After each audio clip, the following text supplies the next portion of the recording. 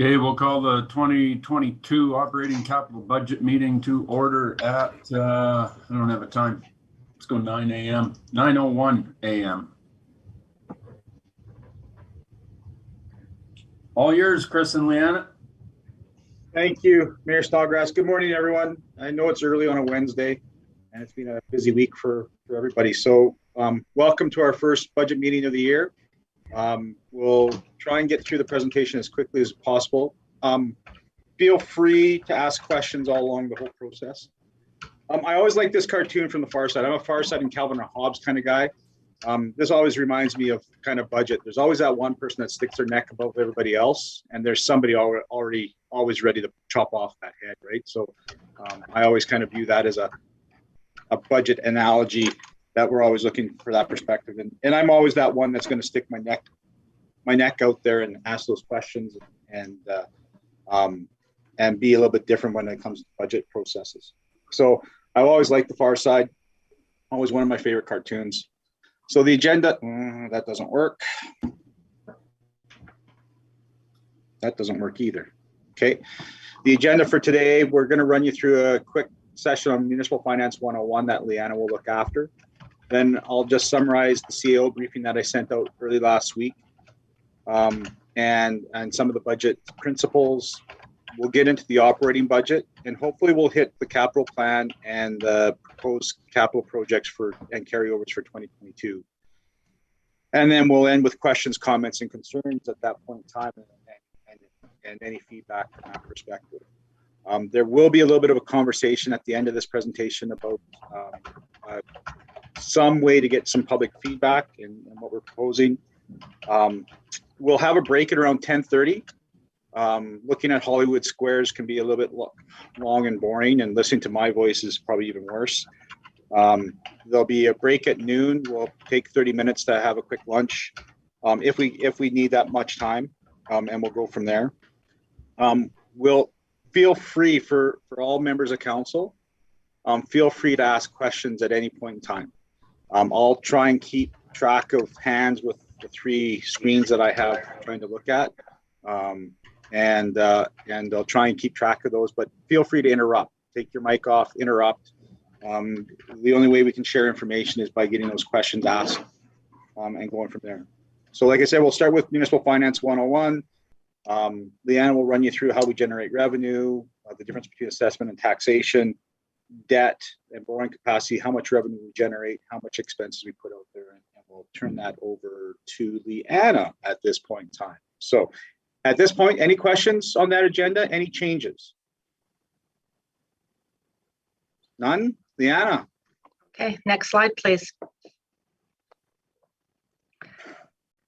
So I want to start off, we start with our assessment role. That gives us our ability to actually tax our residents, to collect taxation.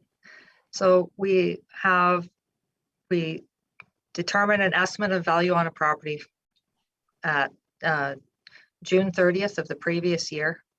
Then we use that to calculate our taxes. And this is how we come up with our mill rate, which I'll be bringing back to you late April. And then the taxation part is the process of applying the mill rate to the property assessed value to determine the amount of taxes that are payable by the owner.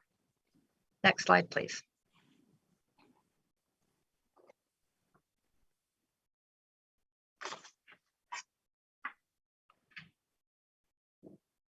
So basically, the assessment, as I had mentioned earlier, gives us the ability to charge taxes annually. It's assigning the dollar value to the property for taxation purposes. And this is legislated through the Municipal Government Act in Part 10 taxation. And in Section 327, subsection 1, each municipality must prepare a tax roll annually. So the first part is we have to prepare an assessment roll, and then we prepare a tax roll. Next slide, please. So what we are presenting to you today is a balanced budget. We have a revenue of $33,386,890,000.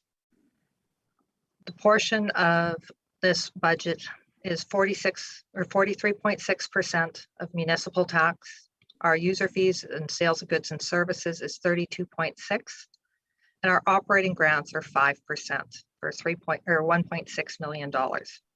And then we have our others, which is 8.9%, which is actually greater than what our operating grants are, which come from our franchise fees and our investment income. The one thing we have to remember is we have one pocket that we are digging into, that we are asking for withdrawals from. So those are our taxpayers. So this is what we are trying to balance. So our franchise fees that we are collecting, they are actually already paying on their utility bills on their natural gas.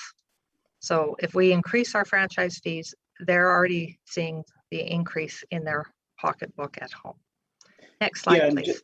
Just to add to that, and I want to stress that point because it is key to remember we only have one taxpayer, and that taxpayer is getting hit from multiple other sources, be it utility rates that get franchise fees like this, or even when we talk about operating grants coming through the MSI, that comes from income taxation as well. So when we take a look at those things, the taxpayer is always the one bearing the brunt of all taxation when it comes to levels of service across our organization as well as the province. Our expenses are exactly the same of the $33,386,890. We have 44.5% of salary and wages. We have 20.4% of contract services and general services. Our materials are 10.1. So our materials are goods, supplies. We have bank charges and short-term interest of $196,850, which is 0.6, which in the overall scheme of things, you don't really notice. Our big thing that we are taxing for is our transfer to reserves, and this is saving money for the future. So this is our transfers from utilities, this is our transfers to pay for capital. Right now, within our transfers to reserves, this is 100% coming from our utilities. Our insurance is 1.8% or $616,700. Our debt, which is principal and interest, is 3.6% or $1.2 million. And then our transfers to other organizations is just over $1 million or 3%. Next slide, please. So a big thing that we have to be aware of is we have rules that we have to follow for our debt and our debt limits. So our debt limit calculations is 1.5 times our revenue for the town of High River, and our debt service calculations is 0.25 times our revenue of calculation. So our service limit is basically our ability to pay. And this all comes from sections 252 and 276 of the Municipal Government Act. And our lender, we find, is our best rates comes from our Alberta Capital Finance Authority. Next slide, please. At the end of 2020, we had revenue of $35.2 million, which allowed us to actually borrow up to 52.8%, or allowable debt limit was $52.8 million. Our actual debt was $7.6 million or 15% of what was allowable. And we actually had 85% that was available for going out and borrowing money of 45.2%. One of the things I would personally share is I never want to be in a position where I am maxed out on my borrowing capacity for myself personally and for the organization. Next slide, please. So our debt servicing position, as I mentioned, we had our revenue of $35.2 million. The amount that we could afford to pay on an annual basis is $8.79 million. We actually pay $1.2 million or 14%, which left us with the $7.59 million that was still available. Once again, I'd like to caution is I never want to be in a position where all of our money that we are paying for in our taxes is going straight to debt. Next slide, please. So as we see in our annual debt payments of the 1.2 or $1.3 million, we pay $972,000 in principal and $228,000 in interest.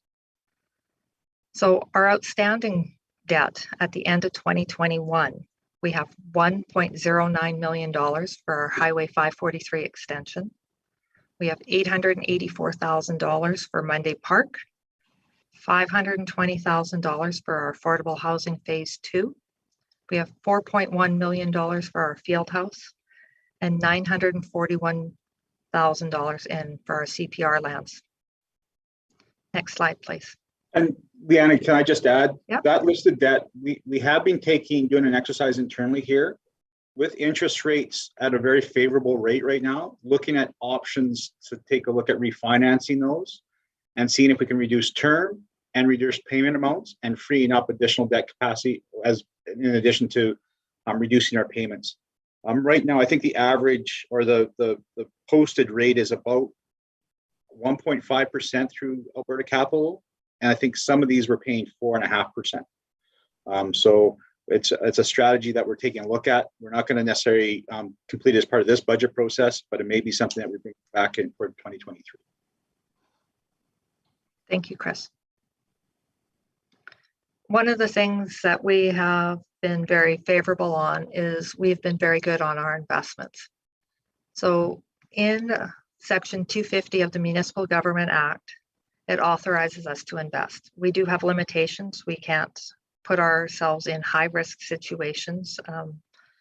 We updated our finance or our investment policy in the fall, or I believe it was November of 2020. Our original investment that we invested with CIBC was $50 million in August of 2017. Our investments have actually done fairly well. Our investments at the end of 2021 were over $53 million sitting in our investment account. Just for your own information, we have roughly about a 50-50 split between what is the town money and renewal money. So as we are spending the final bits of our renewal money, we will have to pull some of our money out of our investments. And I will be coming back to council on a quarterly basis to give you an update on our investments. Next slide, please.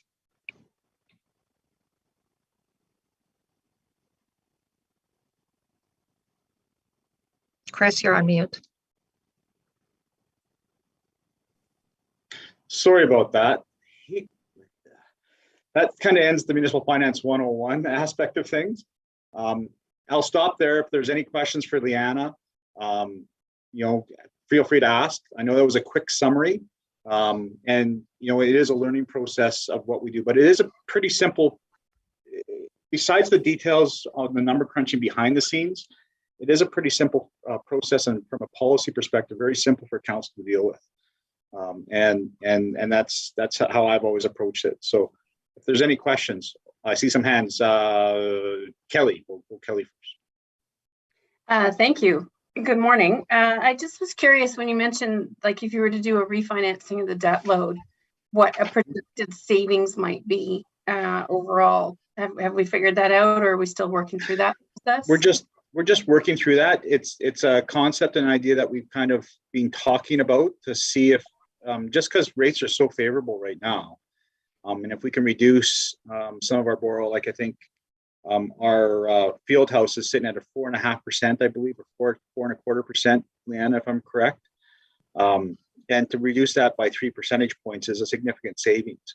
But there's also a buyout that we have to do and pay to Alberta Capital because they're locked in borrows, and it does that. We got to do that cost benefit analysis. Sure.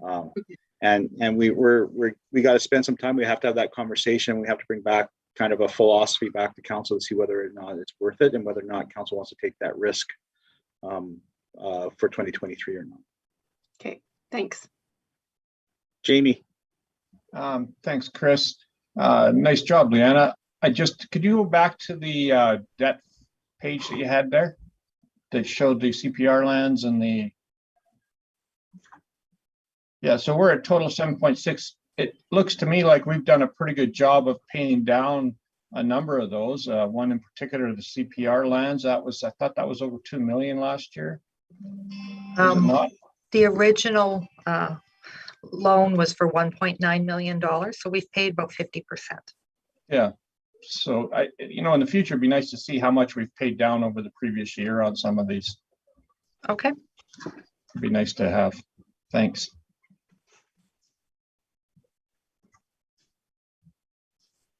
So just looking at this, we're looking at roughly about $200,000 on the CPR lands on an annual basis, but that is interest and principal. Leanna, Yes. going back through my budget spreadsheets, I've got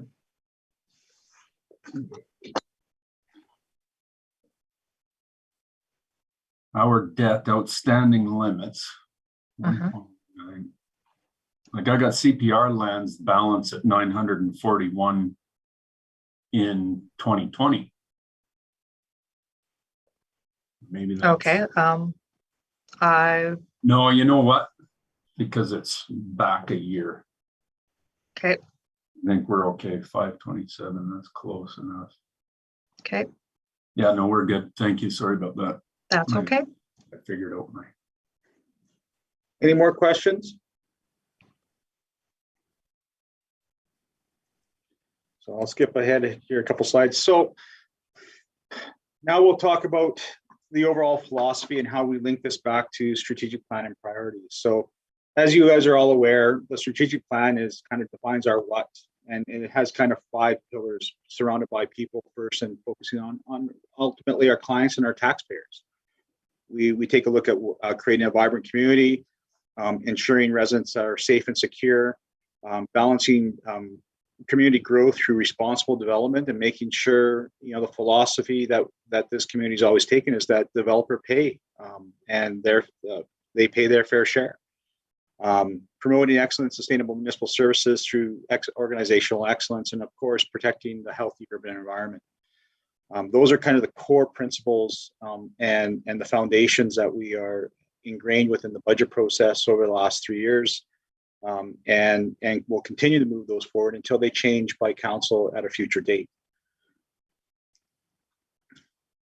Now, we went through this in November, and one of the reasons why we waited till do the budget now was to hear council what their strategic priorities actually are. So, what is our why? Why are we making the plot? What's the reason for doing what we do and running for election, and how are we going to make a positive difference? And as you guys are all aware, the council's top five strategic priorities include, the Riverside Drive properties, that whole GOA property sales strategy, which council approved yesterday. So we're moving on to the next phase to the actual sale and implementation of that. The town plan task force terms of reference, which you'll be seeing at the next council meeting. The recreation facility council the direction out of the fallout from the failure of the plebiscite or the referendum in October. What are our next steps? What we're going to take a look at, and there'll be a background kind of report and presentation in late February, likely early March, to talk about the past, what we've done in the past, what studies have been done, what other locations have been looked at, and what the financial implications may be associated with that. The community connection proposal, that's kind of that engagement piece, that how to re-engage the community after COVID, how to turn over a degree of ownership and involvement within the community to get them active in the decision-making process that we undertake on a daily basis. And then, of course, the pedestrian bridge, the feasibility associated with that. This is just the more detail of what those individual priorities are for the public's information. And so based upon that, we've kind of built the budget around council strategic priorities, made sure there is funding associated and tied to those 5 priorities. So there's dollars or a proposal coming forward for council to consider, which there will be 2 new initiatives on the town plan, as well as the pedestrian feasibility for increased engagement, which we'll talk about likely next week in detail. But the key premise too is we have to think about the future. And we can't just think about today. We can't just think about those 5 priorities, but we have to also balance our budget and our taxation based upon what has to be done in the future. And asset management is a journey. It's a continuous journey. It's circuitous. We're going to be going in a circle. We're going to start building something new, and then we're going to be circling back in 25 years or 30 years and renewing that infrastructure. So it's always ongoing. It's like the hamster wheel. It's probably the best analogy here, is that we keep treading on that wheel and we keep going around and around. Where we sit right now, we're sitting at the assessment and the planning, in between the assessment and the planning process. Our assessment management coordinator left our organization in November, and so we're searching for that position, but we're also kind of trying to align better internally amongst all the divisions and departments and all the way from council about asset management. It is integrating all our people's skills internally in our actions and taking the information that we know about our physical infrastructure and developing the best plan we possibly can so that it's a balanced approach to taxation and replacement over time, if that makes sense to everybody. We want to make sure that there's long-term service delivery, sustainable service delivery, that there's not interruptions and long-term interruptions in delivering our services and our core services in particular. And so it's an important segment to get to sustainable service delivery and that balanced approach across the whole community. There's all sorts of wants that council's going to get all sorts of wants and needs kind of thrown at them. But at the end of the day, too, when we talk about levels of service, which we'll talk about touch a bit throughout these conversations, these 3 conversations, level of service is a really important understanding to see if there's increased level of services, what that cost associated with it. What are our core levels of service as well?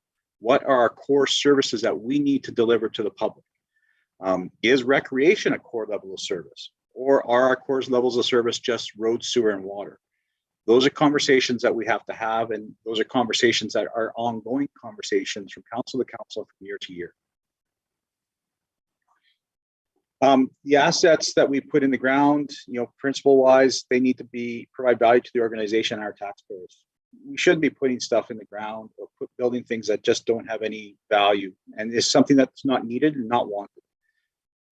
Asset management needs to align to the organizational objectives, those 5 principles, and always focus on that people first. At the end of the day, we have one client. We're going to talk about that over and over again. We have one taxpayer, we have one client. That's our residents. There's 14,000 of them, but there's really that kind of that principle, and that includes our businesses as well. We have to match our technical and our financial decisions and plans and activities and align that throughout the organization. If we're not aligned from division to division or from council to administration, we get into conflict. We have to make sure that we're always aligned and we're always having those conversations to stay aligned. Asset management requires a champion, requires strong leadership, and it requires strong leadership right from the top, because it is about planning for the future. It's about that crystal ball gazing 25 years out. What are our needs going to be? What are our replacements? What's this community going to look like? And sometimes there's that conflict that some people want to pay only for today and not pay for the future. And you'll get that from taxpayers throughout the community, that they only want to pay for today. They are not worried about the pipe in the ground in 5 years' time because they're not going to be here, or they're going to move, or whatever the argument is. But as a business entity, and this approach that we take on asset management, we have to manage our assets effectively so that people still get services and they get their core services. But we have to have leadership, and then we have to have assurance. The assets have to fulfill the required purpose. If we're putting water lines in the ground and they're always empty because we don't have enough water supply, then it's not really fulfilling its required purpose. And we need to make sure that we're always keeping that assurance to the public that we're going to be delivering services to their doorstep, be it water, sewer, garbage, roads, road access, pedestrian access, whatever it may be.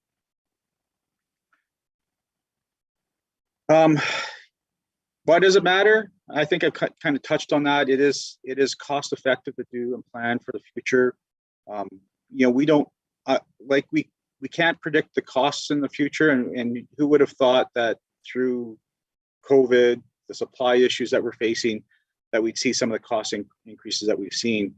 You know, in early 2020, we would never predicted inflation to be in that 4.4% range. It helps us take the guesswork out. You know, there's nothing worse than trying to create a capital plan when you really don't know what the condition of some of your infrastructure actually is. What's important. What is the highest risk for failure? And council saw a little bit of that conversation in December when we talked about the water transmission mains and the condition assessments associated with that. If those transmission mains were to fail, we likely would lose water service to the entire community. Well, not likely, we would lose water service to the entire community. So understanding those conditions in a high risk scenario like that, make sure that we're making good decisions about that infrastructure in the future. And getting the only way to make good decisions is about information. And collecting that information through the process that we're undertaking right now is a cost-effective way to mitigate that risk and making sure that we're consistently delivering water service to the entire community and fire flows. And I know this kind of ties back into that community connection proposal, but asset management needs to engage with our not just our staff, but our taxpayers, council, our clients, our business community, and help us make those decisions. Not have them make the decision, but help us inform those decision-making processes. We need to understand what's important. Is that road replacement more important than replacement of the water line under that street? And so those kind of conversations, what kind of level of service do we want to have to talk about? Do we want to see in residential areas going from an asphalt surface to a gravel surface? You know, those are all levels of service conversations, but it has to also, we have to understand the taxpayers' expectations as well. Because there's nothing worse than misaligning with the expectations or not explaining those expectations quite effectively to our taxpayers and getting misinformation out there. And then we just need to become more resilient. With asset management, we end up becoming more resilient. We can weather the storm of ups and downs, and we become less reliant on grant money coming from the provincial and federal governments, and we control our own destiny. And that's the important part of asset management. Any questions on asset management? I know a lot to take in. You know, a lot of information there and a lot of principles to understand. So, but feel free to ask at any time. So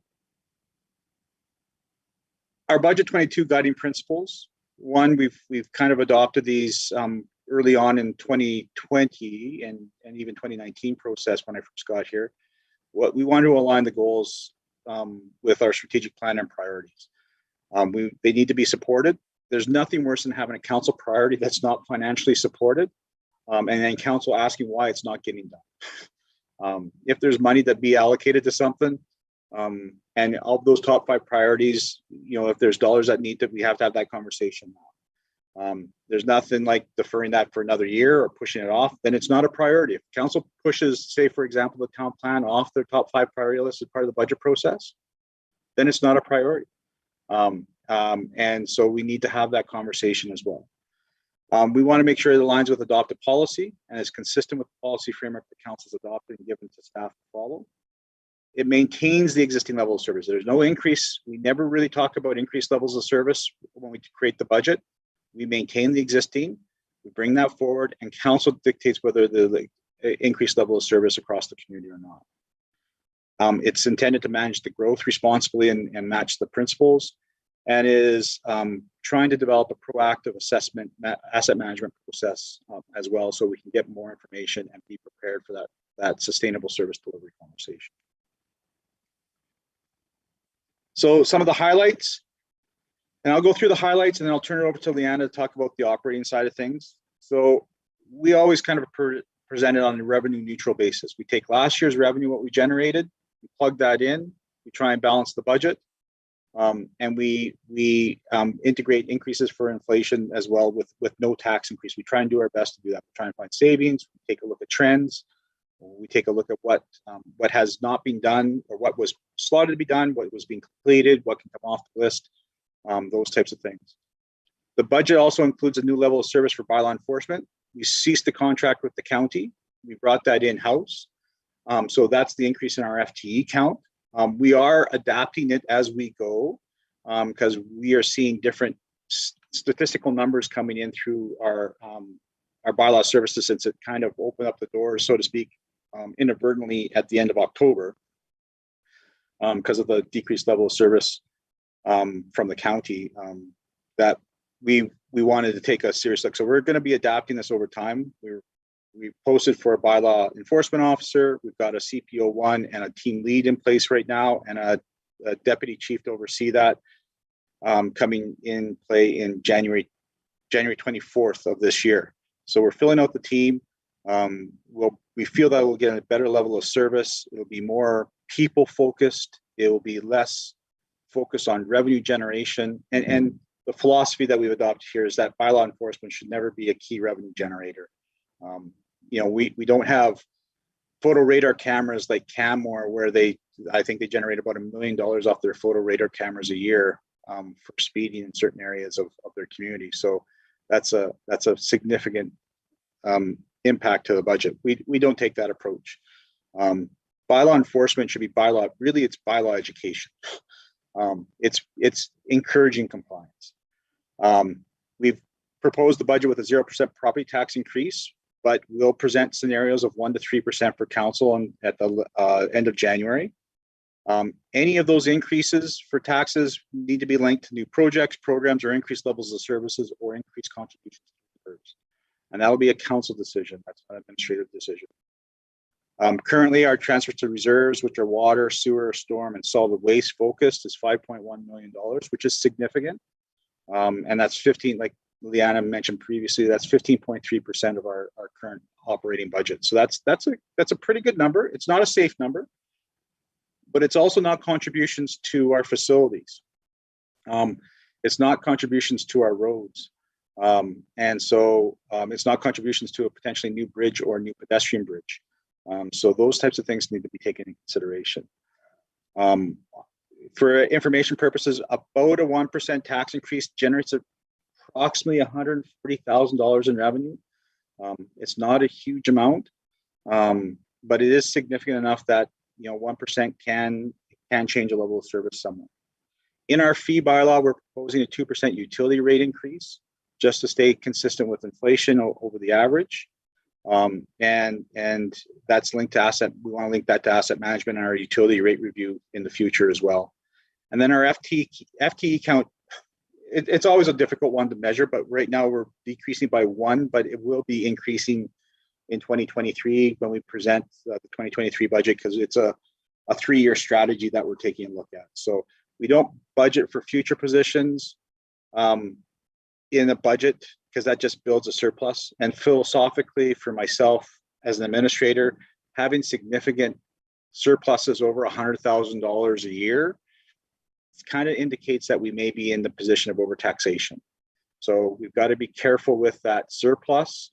And we've had some significant surpluses. We've been lucky.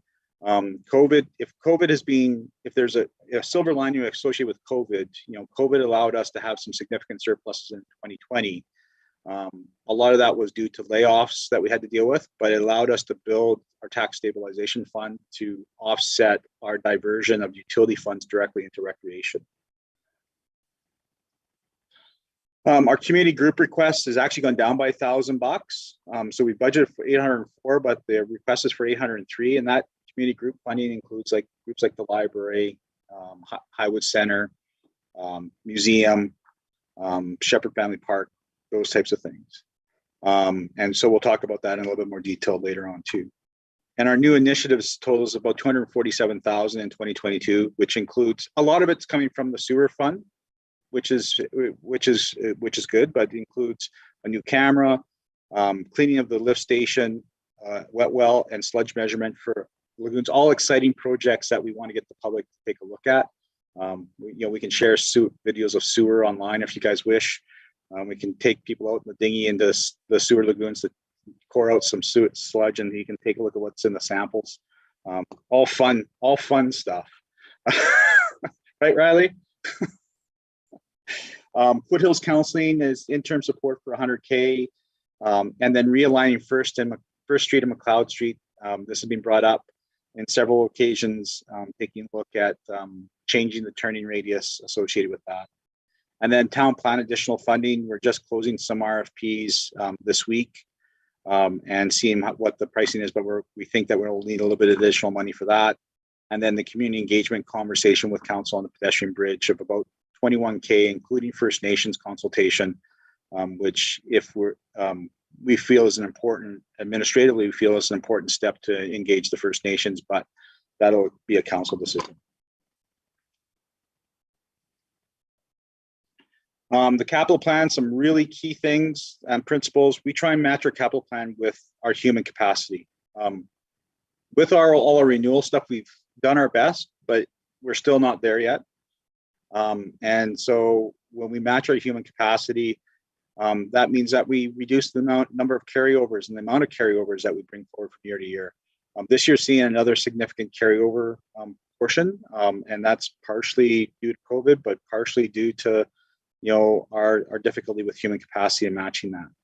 And it's not about unlimited resources to hire more and more staff. We try and manage that effectively too. So, but some of our key capital projects, of course, the curling slab, the design for Center Street from 7th Avenue to 12th Avenue. And we think I'm actually confident we've got the funding in place to proceed with the majority of that work. And we've got some MSI money coming back into reserves from a downtown project that would be appropriately suited to complete that project all the way to the roundabout, which I think is a great one. And that was something that the previous council in 2020 tasked staff to take a look at and find some cash for it. We think we found it. 4th Avenue water and wastewater main replacement, that's a carryover, and that's that project with the issues that we have with contamination. And then, of course, wayfinding signage program. We hope to be, not hope, we are going to be getting construction underway in spring of 2022. Renewal projects, some of the key summaries here. We'll go into more detail on each one of them, and we'll let Riley talk to those, but over the 12 months. But we've got to close off the Eagle View bank protection. We've got more armoring on the Highwood River, dike armoring around the golf course and in that area. We've got riparian and corridor vegetation restoration that we have to deal with, tree replacement and tree mulching, and then debris removal from the river and various locations. Plus, we've got the rebuild of 88, I think it's 88, but south of the route traffic circle. Improvements to our town boundary is slated for rehabilitation. Bylaw and services, we've touched on that. FCSS grants in the budget at 60K remain. That will come to council for approval. We continue to have the signature event funding of 35K in protective services, and that's for traffic management initiatives. COLA, as mentioned, as part of the cost of living increase for staff is about 4.4% right now. We expect that it'll climb a little bit higher and then kind of level off sometime in the probably late spring, early summer. The budget already includes a 2.5% COLA increase for staff, and it also, as my email also includes council, sorry for that mistake. And performance merit increases not included in the budget at this point in time. That's going to remain a council decision as we talk about the step process in further detail through this process. Level of service. This is a conversation that council has to have every year. At the end of the day, we need to talk about what levels of service we want to see. What do we want to increase levels of service? A great example, I put snow removal at the top of the list, right? It's been a hot topic over the last month. Whether or not we continue with downtown pathway clearing or sidewalk clearing, or pathway increased levels of service on pathways, or increased level of service on our overall roads. How's our parks maintenance doing? Do we need more? What's our philosophy when it comes to pesticide management? Do we apply more herbicides, or do we decrease the use of herbicides? What about solid waste and recycling? Is there a different way of doing things? And is there a different level of service that is out there that people want to see? Counseling services in there, as well as recreation services, is a conversation that we have to have as we get into more and more detail about that utility diversion and reducing that impact of that increase. So those are the level of service conversations that we have to have. Brianna? Yeah. Chris, oh yeah. Question then, if you can go back one. When it comes to levels of service, like 2021 and 2020 with COVID, have seen, there's been a reduction in staff, and there's been all of that kind of stuff. What are you I guess maybe we'll get to this later, but what's the forecast for 2022 if we are emerging from, what's our crystal ball when it comes to levels of service for this year over last year and the year before, given the whole COVID situation? Where do we sit with that? Well, when I take a look at 2022, I'm a little bit more optimistic. I think 2020 was a very impactful year. Let's be clear. We had lots of closures. 2021, we've had very minimal closures, and we've kind of gone back to pretty close to normal operations, besides, reducing contact with staff, but recreation's pretty much operated for the majority of the year. There was early closures in early 2021 for periods of time. Unless something goes horribly wrong in the next 2 weeks, I don't see any, I don't forecast, and I don't think this provincial government will be putting in severe restrictions that will see mass closures of certain aspects of things. So I think we're going to get back to that pre-COVID kind of level when it comes to recreation in particular. I do think everything else will remain the same. Where we may see some impacts is that the large group gatherings may still be restricted for the longer term for 2021. And so that'll be something, when we talk about our event strategy later on as it moves up the list, that may be something that we have to pause and not put any dollars to while we think about what the restrictions are going to look like and how we can do things safely.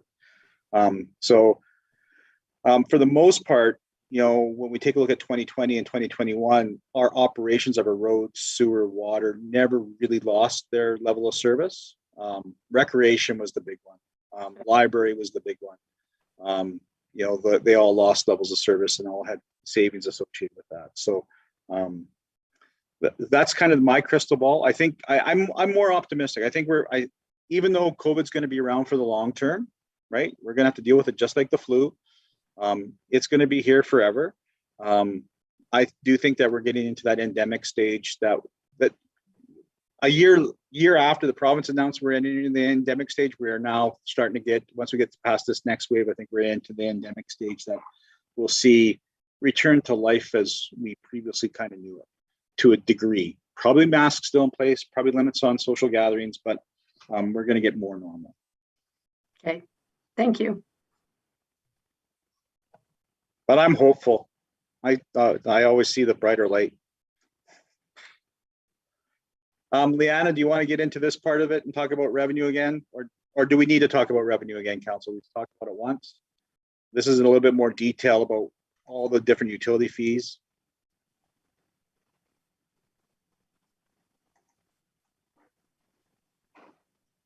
Do we want to start at this, or do we want to just start moving into cost center by cost center or division by division? So those are all actually, let's slow down a bit. Chris, just a question while you're going through your slides there. Previously, we've had a 1% tax increase equaling $180,000. You're now saying a 1% increase is $140,000. Where's the change come from? Basically, that's been hard for me to put my finger on, and Leanne, maybe you can add, but when you take a look at our municipal tax revenue of $14,500,000, 1% increase, if you're just increasing your revenue, you're increasing your revenue by 1%. So that's $145,000. Right? But I think there was a formula that was put in place there that was a little bit of increased burden going to the commercial tax base. And we've kind of taken a different approach. I also believe that when we were talking about a 1%, we were talking about a 1% total tax increase. Now we are just talking about a municipal tax increase. We're actually having our requisitions basically as a flow through. And there's years where we have seen a decrease in our education and we've seen spikes in our education. Right. And when we were talking our total tax increase, those were the years when we were seeing spikes. Gotcha. Good. Thank you. You're welcome. Yeah, that helps me too, Leanne, because that was never really clear to me. I couldn't understand that when I take a look at 1%. It also depends on your ratio, your commercial to residential ratio too, to a certain extent. But our approach now is a revenue neutral basis. and using revenue as the tax increase, not necessarily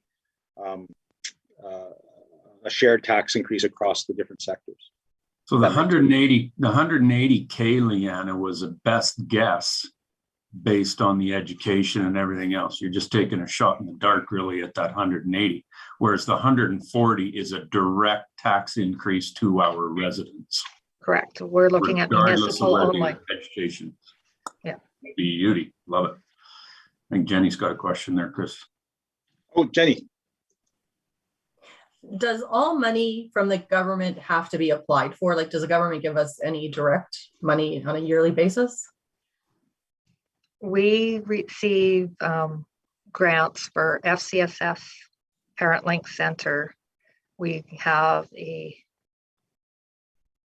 minuscule operating grant of $100,000 that it goes to the general organization.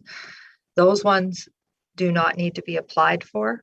We then have our MSI Capital, where we have an allocation that is given to us, and we have to apply for certain projects, and we have to ensure that those projects fit within their regulations and requirements. So Yeah, and isn't gas tax an automatic too? that is correct. It is also an allocation, and we have to apply for. Oh, you have to apply for the gas tax? Yes, we do. Okay, thank you. Any more questions at that point? Thanks, Jenny. Good question. We don't get a lot of help from the provincial and federal government, really. Like when we talk about our operations, we're pretty much on our own. And capital-wise, the gas tax is certainly a help, and so is the MSI. But still, it's only a fraction of what our overall cost of our infrastructure to replace it actually is when you take a look at the longer term. So. I think I threw out kind of ballparkish numbers of about 600 million-ish, maybe even more, to replace everything in a previous email to council. That's a scary number. It's intended to scare people, right? Because we have to plan for that in the future. So, Leanna, want to go into operating then? Actually, I'm going to wait for Councillor Barton's question. Oh, there's another hand. Thanks, Leanna. Hey, just a quick question. So, based on the explanation you gave to Jenny about applications for funding and stuff like this, and the previous 8 years of funding that we've received from the, I'm guessing, provincial and federal government for rebuilding, does that affect our ability to get new funding going forward? In my crystal ball, I'm going to say no. And I'm going to also put a caveat on there is it all depends who's at the top and on doing the approvals and going to say, well, we've already given High River X amount of dollars. Maybe this community might need it more. So there is an application process for the one-off grants that we do have to apply for. And those are the ones that I see us having a less positive rate on getting those grants because of the amount of money we have received. Yeah. The amount of money that we have received from the provincial government and the federal government due to the, I'm going to call it the rainy day because I don't like that F word, is astronomical. Yeah. I don't know how as a community we could have rebuilt and maintained some of our infrastructure without the assistance of the provincial government. Perfect. Okay, well, appreciate that. And Jamie, those rainy day event infrastructure that's built are all assets that we have to replace in the future as well. Right. And so now that they're new, the Southwest berm, all the dikes, and what we've learned, what we've seen happen in Abbotsford in particular with the class actions coming forward, maintenance and ongoing dedication to fund the replacement of them and repairs of them is going to be something that we're going to have to make sure that's integrated into a future budget. Absolutely. And this is going to be huge on doing our asset management and ensuring that our utility rates are at the right rates to be able to support this infrastructure.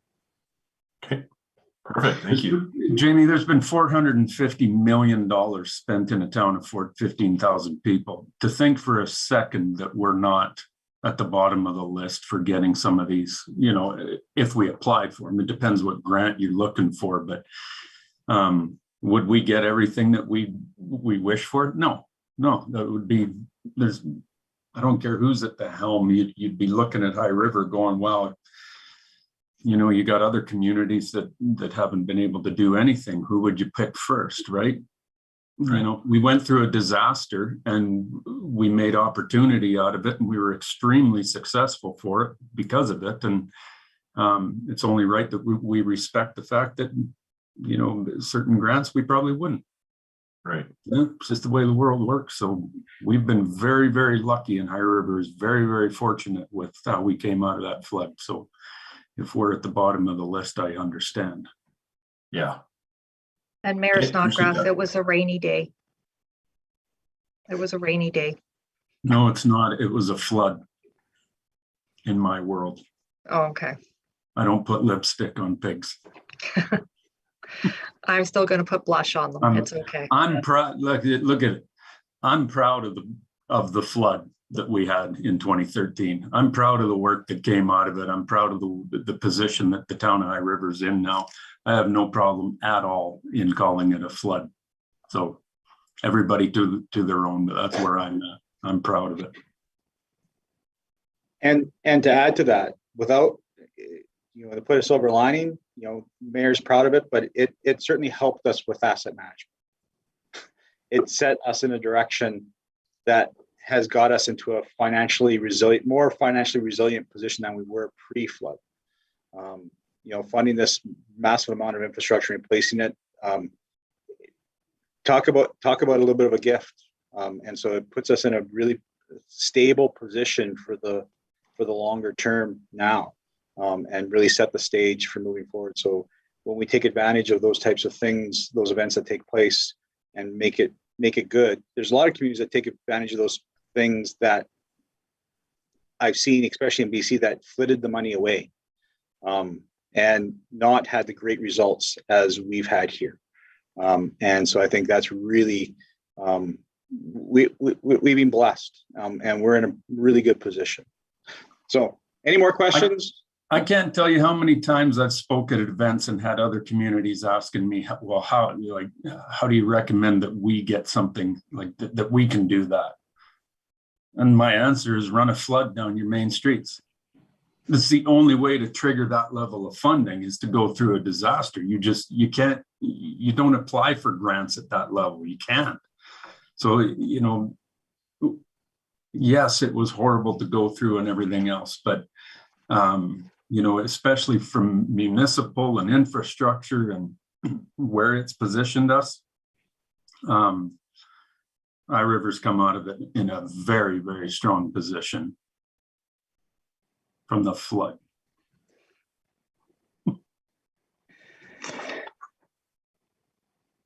Consider too, well, just consider too that it's made us, you know, we've been approached to weigh in as a leadership community now for that other, what is it, CSA going forward. So it has elevated our status, perhaps in a negative way to begin with, but certainly not now. So, you know, there's that too. Yeah. Any more questions? So Leanna, let's start going through it cost center by cost center. I know you said you wanted to do a break at 10:30. Did we want to do one at now? And then can just be able to keep powering through the cost center by cost center. Yeah, that's a logical point. Yeah. Shall we take a 15-minute break? Everybody grab a coffee, bio break, something to eat. Okay. Okay. 15 minutes. We'll be back at 10:15. Okay, thank you.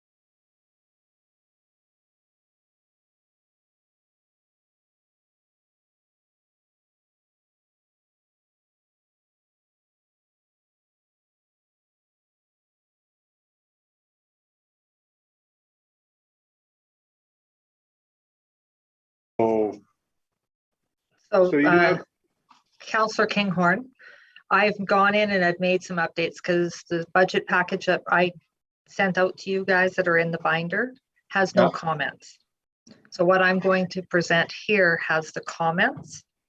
So we're going to start with general government, and then we're going to go cost center by cost center. You're doing good, by the way. Thank you. Okay, so So, So but that that's would why be- your page numbers do not correlate with what you have in the budget binder, So if because you I get have page- added comments all the way through now. And at the end of this presentation today, either we can have them printed and manually deliver to you guys to add into your binders, or you guys can bring your binders back and we can update them, or we can send them to you electronically. So Jamie, the starting point in your hymn book is 32. page 32, okay, thank you. I just want to be able to follow along. Yeah. Thank you. Ah, there we go, perfect.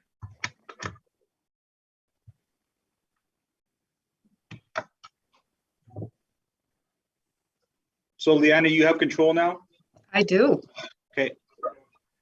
I heard the mayor's door close, so I think he's back. Yes, because he just left my office. Oh, He was coming down for coffee. Tim I hope Hortons he- Tim Hortons gave me tea this morning, about ready to pass out. I don't know what to do with that stuff.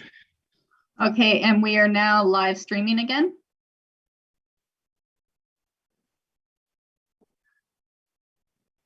well, welcome back, everybody. Now we'll roll into the detail of the cost center by cost center, and we'll be starting on your binder. We'll be starting on page 32, and I'll try and keep pace with the different page numbers because there's different versions floating around there, and we'll give you the most updated version at the end of this meeting, and we'll go from there. So page 32, if in your binders, that's where we'll be starting on general government summary.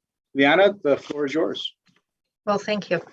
So as Chris said, that as we had put out the budget binder, the document that you had received had none of the comments that I'm actually going to reference as we're going through our budget presentation, cost center by cost center. And this is why we will either have a new budget document delivered to you guys, or you guys can bring your budget binders back and we'll update them for you, or we can send it to you electronically, but we will do that at the end of our budget presentation. So I'd like to start off in our general government. So as you can tell, we see an increase of $222,000. And this is due to the increase in our assessment growth from 2021. So in 2021, we had supplemental assessments mailed out. And so what we have done is now we have no longer done the proration on the growth of those assessments. So we actually see an increase of $222,000. We see a decrease of our sales of goods and services by $22,000 due to the trend analysis on our business license revenue. That's the major impact there. I apologize, I have to flip between my PDF and my Excel document so I can be able to talk and change screens here for you. In our other revenue, we have seen a decrease of $20,000, and this is due to the increase or changes in our investment balances due to the withdrawal of funds from our investments due to the 2013 flood fee or money that we had received. Then we also see an increase in our transfer reserves by $56,000, and this is due to money that we had put into our tax stabilization reserve. So we have increased from 2021 to 2022 by about $56,000. In our expenses, we see a decrease in our salary and wages, but due by $5,000, and this is due to increase in our vacancy and our attrition rates have rose.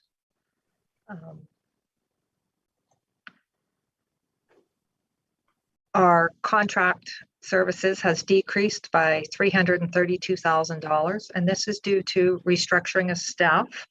And in 2021, we had actually known that we were going to have some restructuring happening in 2022.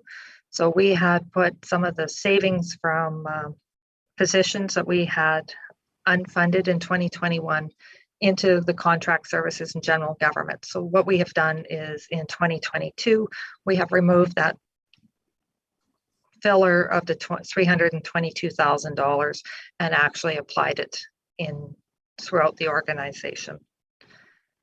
Then also in our transfers to local boards and agencies have decreased by $3,000, and that was mainly due to it was a one-time payment to Shepherd Family Park that was paid over 3 years, and other grants that we pay out to other organizations that have the COLA applied in there. We see a decrease in our tax requisitions of $35,000, and that was due to a prior year annexation from the county. And overall, in general government, we see a decrease of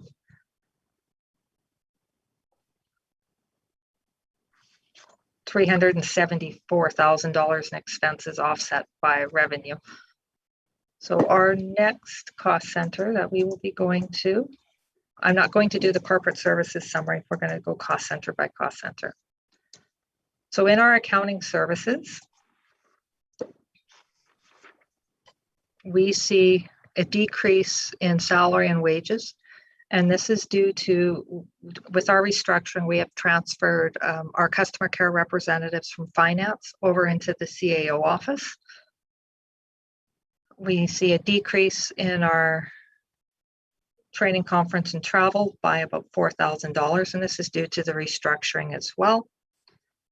Our materials have decreased.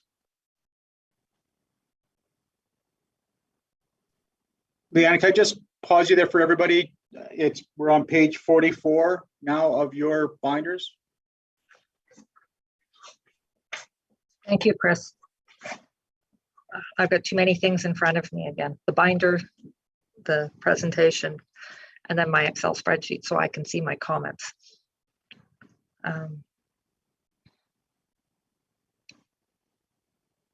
So I need to go down one page. So our materials decreased by $11,000, and this was due to transferring all of our printing costs for our finance printer and the administration printer, or in the finance printer in the administration building, and we transferred that over into our information services area. The other decrease that we do see in other expenses is $31,000 as a decrease. The big part of that is the $37,000 decrease of the allowance for bad debts due to the grant in lieu properties. So the SFARP properties, I think I got that acronym wrong, that we are just purchasing from the province because they would only pay 50% of the property taxes and we were writing off 50%. Finance will be in front of council in the next couple council meetings to write off the 2021 outstanding taxes on those properties. So we will, I guess, stay tuned for that one. But we see a decrease in our operating budget because we have lowered our allowance for bad debts. So our next cost center that we're moving to is assessment services. So that is page 47 in your budget binder, 57 in this package. So I see changes, sorry, just reduction in salary and wages, or sorry, not reduction, an increase in salary and wages by $4,000, and that is due to COLA. The rest of the cost center did not see any significant changes, so I will not be highlighting those. Our next cost center is legislative and advisory services.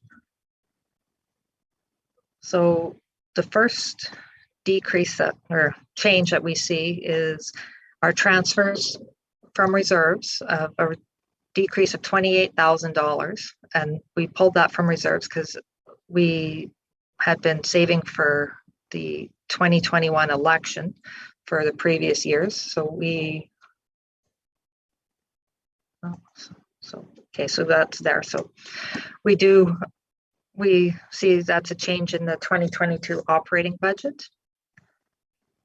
Our next change is in our salary and wages. We see a decrease of $9,000, and this is due to a change in staff and offset by COLA.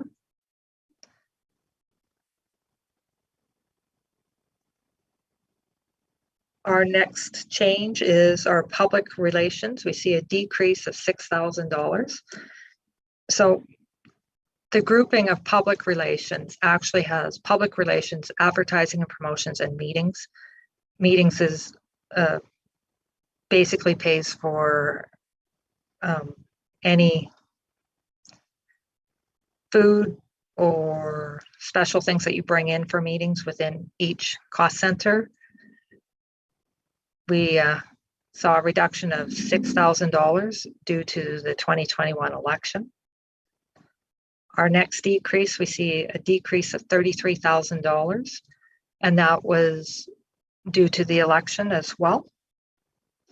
Also, we see a decrease in supplies or materials of $21,000, and that was also due to the election.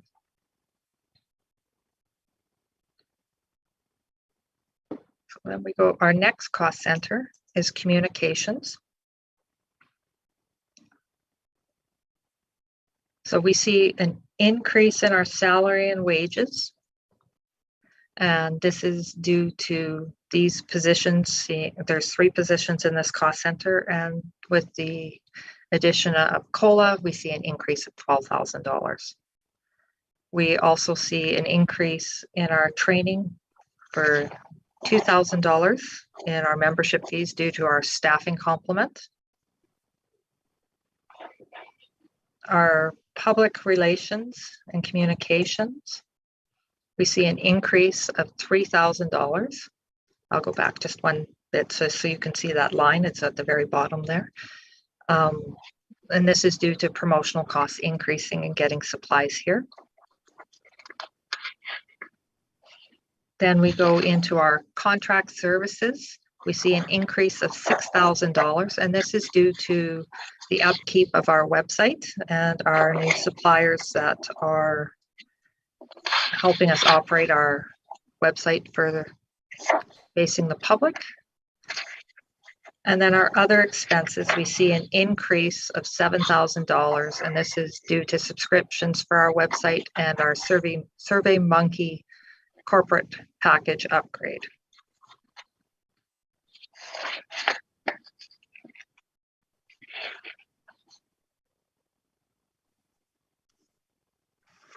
So our next cost center is our health and safety. So yeah, it's just for everybody here. It's page 55 in your binders if you're trying to find where you are. And if I'm going too fast, please tell me, please slow down. I'm writing notes. I'm okay with that. So our first change in this cost center is a reduction in our transfers from our operating reserves. And this is due to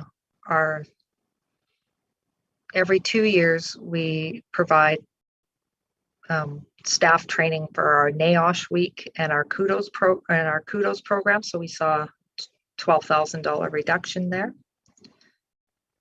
Then we see in our salary and wages an increase of $79,000 or $80,000. And this is due to restructuring and COLA.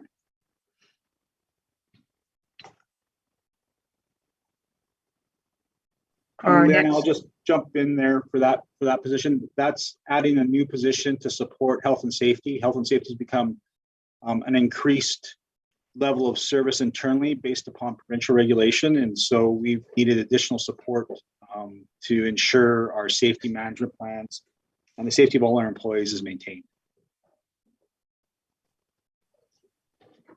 And Chris, I don't know if you wanted to add into that too. This was the restructuring or the reorganization was something that was presented during 2021. So a number of these new positions that you're seeing in the budget have actually gone ahead with recruitment. Thanks, Nicole.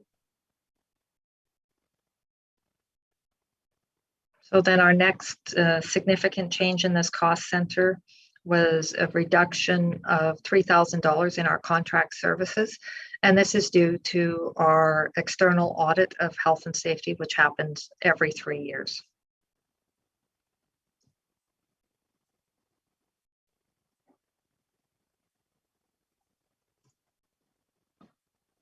So our next cost center that we're going to discuss here is our human resources cost center.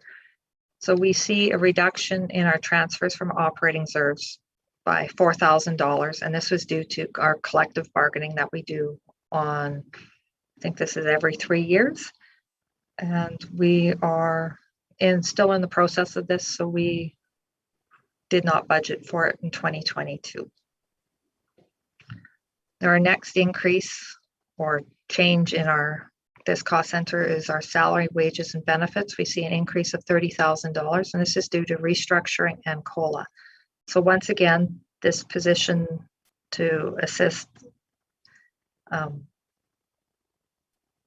human resources was presented in 2021 to council on some of the restructuring of the organization.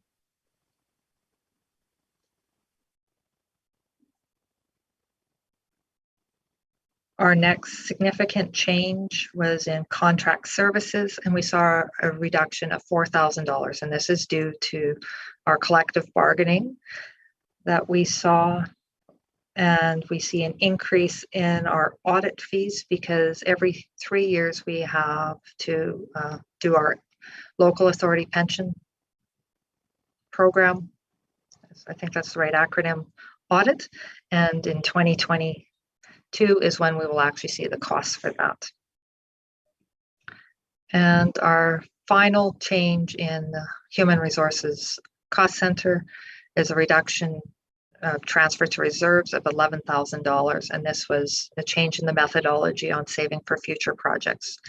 An example of this is our compensation and our collective bargaining. I have crickets. I feel like I'm talking to nobody. Does anybody have any questions so far?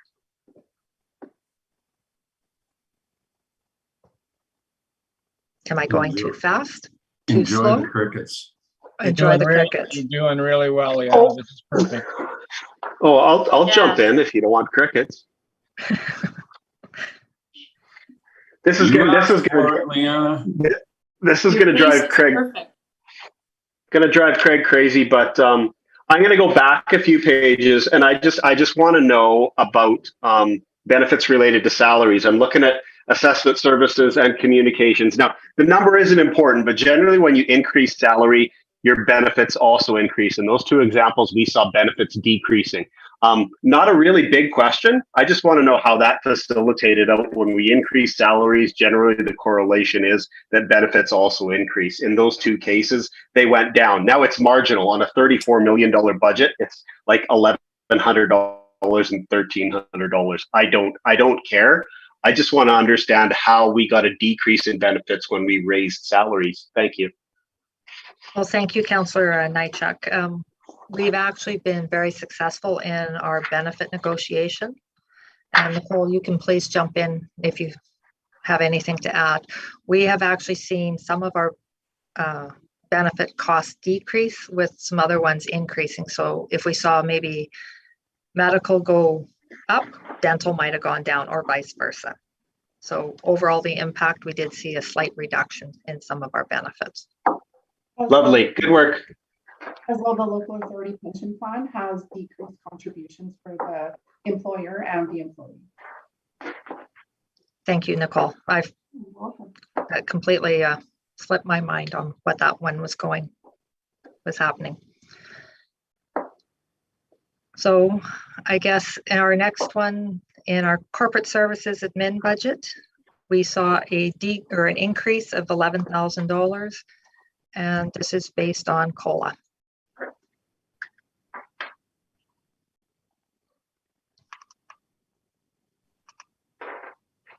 Information services, we see an increase in our salary, wages, and benefits of $92,000, and this is due to restructuring and COLA. And the one thing to note on, because we see the increase in salary and wages here in information services, we also see a reduction in our contract services, which I'll be identifying here on the next line.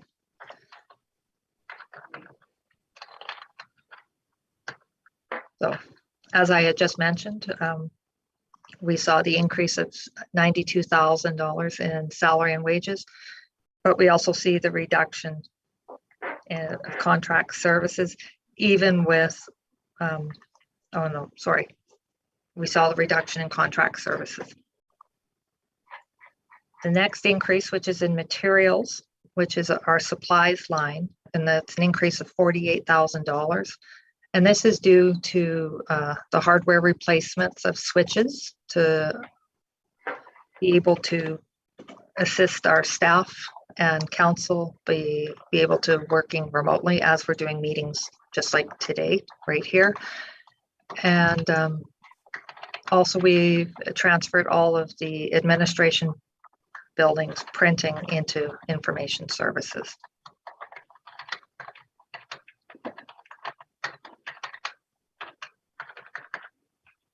So our next cost center is corporate properties and risk management. And that's page 61 on your budget binder. So we see an increase in our sales of goods and services by $10,000. And this is due to one of our leases with the cell towers outside. Well, I believe it's out at the rodeo grounds, or the old rodeo grounds. Our next change in this cost center is a reduction in salary and wages by about $32,000. And this is due to change in staff and offset by COLA. Our next change in this cost center is an increase in training, conference, and travel of $2,000, and this is due to a change in staff. We then see an increase in public relations, and this is due to increased public consultation. It's very minor in the grand scheme of the entire budget, but it's an increase of $2,000. Then we see an increase of $7,000 in phone and utilities, and this is due to increase electricity consumption and also ensuring that we are recovering all of the costs in our water throughout the organization. So in this cost center, we see the admin building. So we have all the costs for the cleaning, the mats, any janitorial for the admin building, are all in this cost center. Also within this cost center is the utilities, which includes water and electricity and gas. Our next cost center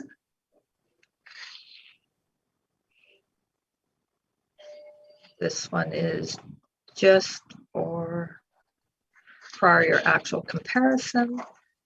So our next one is council.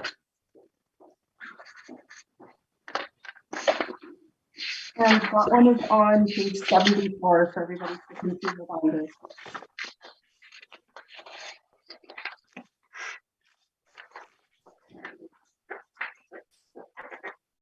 So the first change in this cost center is reduction from transfer from operating reserves of $14,000, and this is due to the 2021 election.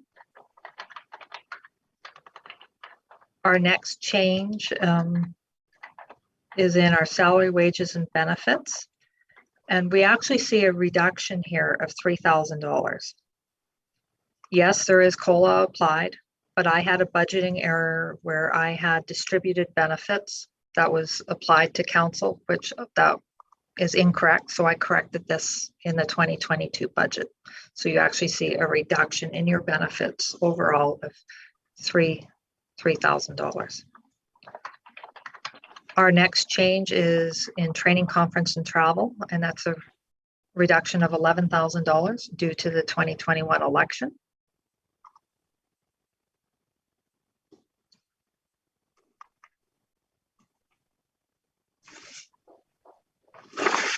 So then our next change is an increase in our phone and utilities by $3,000. We see an increase.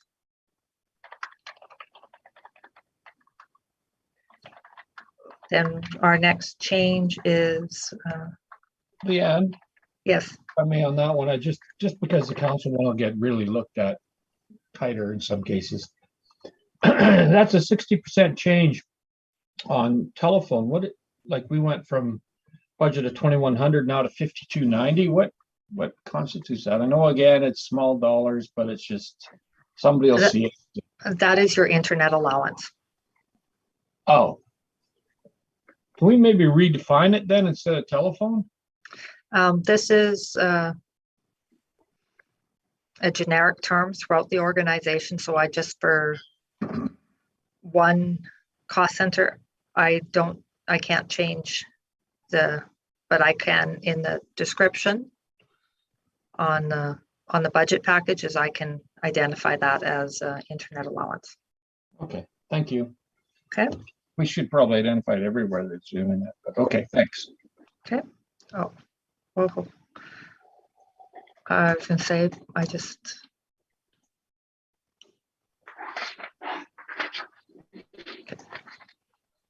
So then insurance, we see a reduction of $7,000. And this is based on the insurance that has been recorded based on employees. I want to confirm this one internally a little bit more before I bring back the final budget. I think that this might have a little bit of an allocation error still, so I'm going to come back to you on this one. Okay. And materials is lower by $2,000 due based on the election.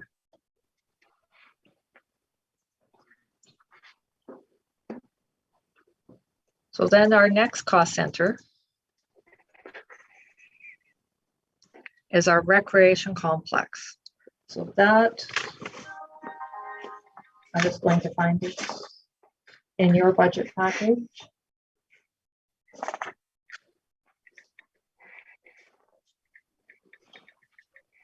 Will you be starting with Arena, Liana? No, for some reason I see that it got missed. So you did not actually get a copy of this one, but you will get it in your final copy for sure. So yes, I do apologize. I see that one got missed.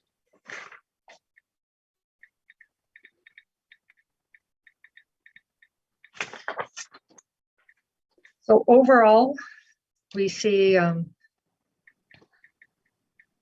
our town property rentals is lower by $32,000, and this is due to the rental of the curling club and due to unsure of where we are going to be for fall of 2022. Are we going to have everybody back in? So what we've done is we've removed it from the budget at this time. And this is a much larger discussion on when we will actually have the curling club back in the small arena. Then we see our local government transfers higher by $4,000. And this is just due to the cost sharing agreement with the county. So as we see our costs have increased, it was offset by the revenues. We see the county's cost increase overall. Then we see an increase in salary and wages by $5,000. Oops, I'm sorry, I have to scroll down a page for you. An increase of $5,000, and this is due to COLA.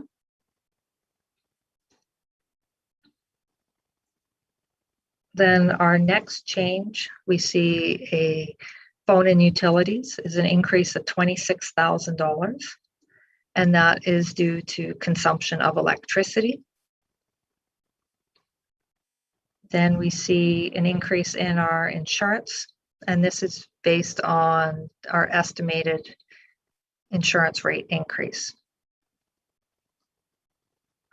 Our next change in this cost center is contract services, and this is due to our building maintenance on an aging facility.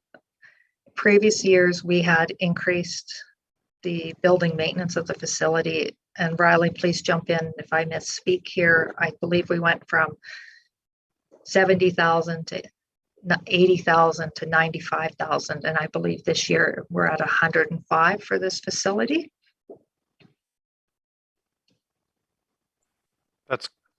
I think that's close. You're within a couple $1,000. Okay. I can't remember either exactly. So, but you're close. Okay. That's the general gist of it. Okay. So our next change in the recreation complex is a decrease in our materials, and this is a decrease of $3,000, and this is due to a reduction in our office supplies.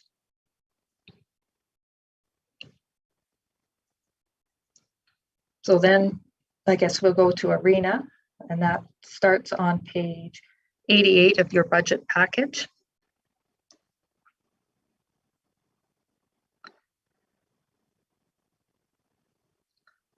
So we see a reduction of our sales in goods and services, and we see a reduction of $73,000. And we've taken a really hard look of where we actually are seeing our revenues.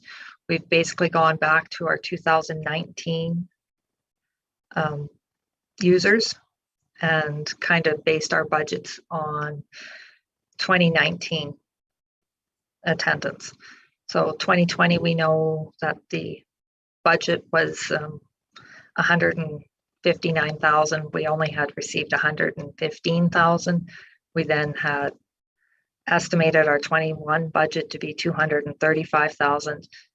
So going back and looking at our 2019 budget and actuals, we were closer to the $160,000. So this is why we adjusted our user fees, our revenue here. Our next change is in salary and wages, and we have a reduction of 5. Yes. Pardon the interruption. I just, does that factor in, like when you say arena, is that the large ice or is that both the large and small and rink and curling rink? All of everything, all ice. All ice. Okay, thank you.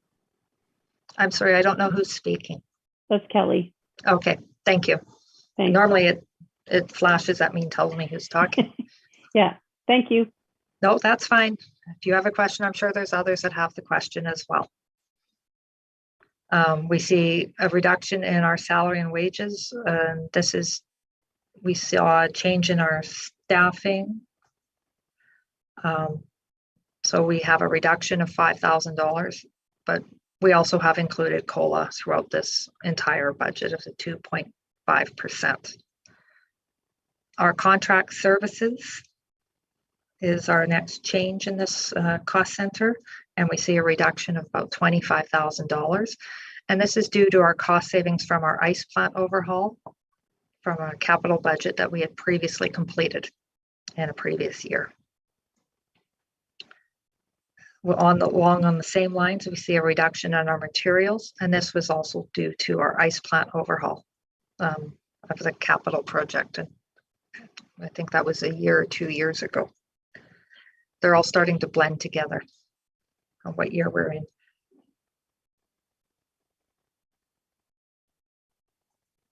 So our next cost center is our aquatics, and that is on page 91 of your budget package.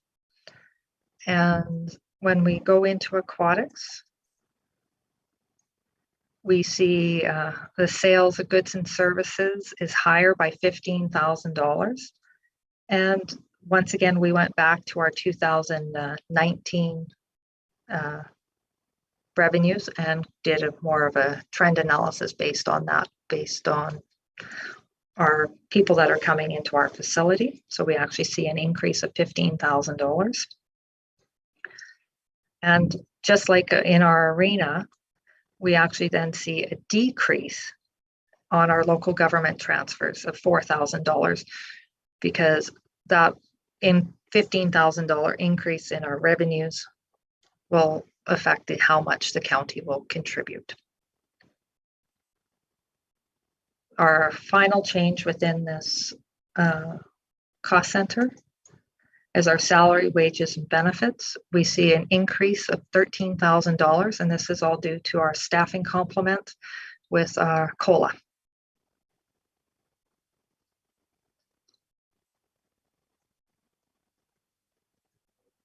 Our next cost center that we're going to go into is our recreation programs.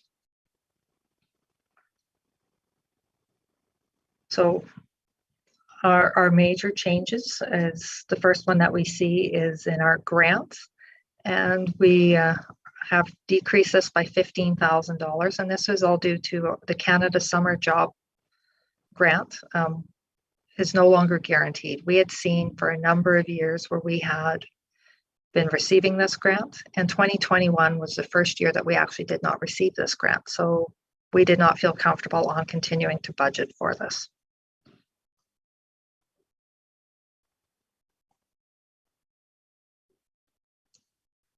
Our next change in our recreation program summary cost center, recreation program cost center is an increase of about $25,000 to salary, wages, and benefits, and this is due to COLA.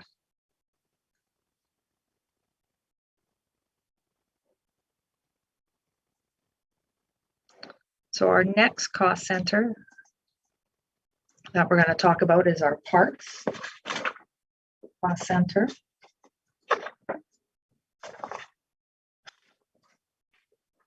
This is on page 99 of your budget package. So our first change is our transfer from reserves is lower by $5,000. And this is due to 2021 being the final year of the Emerson Lake tree planting program that we were funding through reserves. Our next change in this cost center is our salary and wages. We see an increase of $31,000, and this is due to COLA. Then we see our next change in phone and utilities, and it's lower by $4,000. And this is actually due to the water from our irrigation. We had been budgeting at a higher amount, and based on what we have seen over the past couple of years, we have reduced that. So we saw a reduction of $4,000. Our next change is our insurance is an increase of $3,000, and this is due to our estimated insurance rate increase. Oops.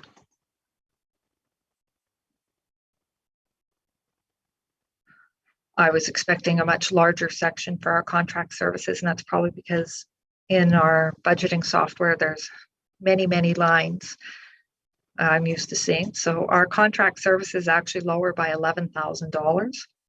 And this is due to the increased amount that we have transferred over into our cemetery. And this is due to our actuals of what's in our contract with our lawn mowing contract. So previously Parks was subsidizing more on the budget for the cemetery, but we've now made that correction. So our next cost center is our aquatic spray park, and there's no major changes here. So we're just going to continue on. And I'm just going to give you guys a little bit of history. The reason that we have the spray park identified completely on its own and not part of Aquatics is because the county will not pay any part of the spray park. So we have to ensure that none of those costs are included into the Aquatics cost center. So when we are doing the allocation and the billing to the county, that none of those costs are included there. So do we have a sign up, no county users? Not at this point. Uh, Our next cost center is our field house. So in our field house, we see an increase in our sales of goods and services. And this is basically due to going back to 2019 users and ensuring that we're just reflecting what was used in 2019. And so we have increased our revenues by $17,000. We then see a decrease in our salary and wages. And this is due to staff changes that have happened over at the recreation complex that are offset by COLA. Our next change within this cost center is in phone and utilities, and this is mainly due to our consumption at the field house. And we have seen a reduction of basically $3,000 as a total in phone and utilities. Our next change in this cost center is within contract services. We see an increase of $4,000, and this is due to our elevator service contract.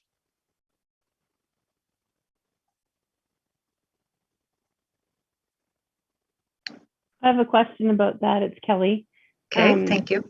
Yeah, the elevator, because it's also serviced by the folks upstairs, right? The physiotherapy. Is there any, is that something we absorb as, I guess, the landlords of the building, or what? Is there any onus on them to participate in any of that contract? So I'm going to ask Riley to jump in if I speak incorrectly. I believe this is all set. As the landlord, it is our cost, and hopefully that we are recovering based on our rates on to our physiotherapists in our monthly fees. Correct. There's a lease to Summit, and there is I guess a portion of the lease discusses access and using of the elevator, but it doesn't attribute costs. That is a landlord cost, and when we calculate the rate, that should be something we're factoring in terms of use of the building. Okay, thank you. Where is the revenue on that line, Leanna? Is that part of, which category is that in? That is, no. See, I flipped on my Excel document, but not on your document. Well, that's fine. So right here under sales of goods and services, it's under the town property rentals. Okay, thank you. You're welcome. So our next cost center is our cemetery. And the only real change in our cemetery is an increase in our contract services. And this is due to the amount that we have transferred from parks over into cemeteries as we are showing the true allocation of what our lawn mowing contract has.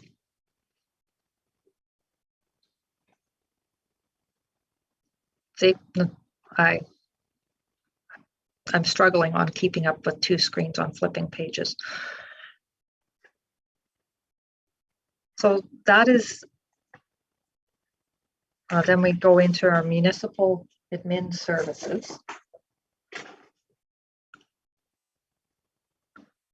So I'm just going to, that is going to start on page 111 of your budget package.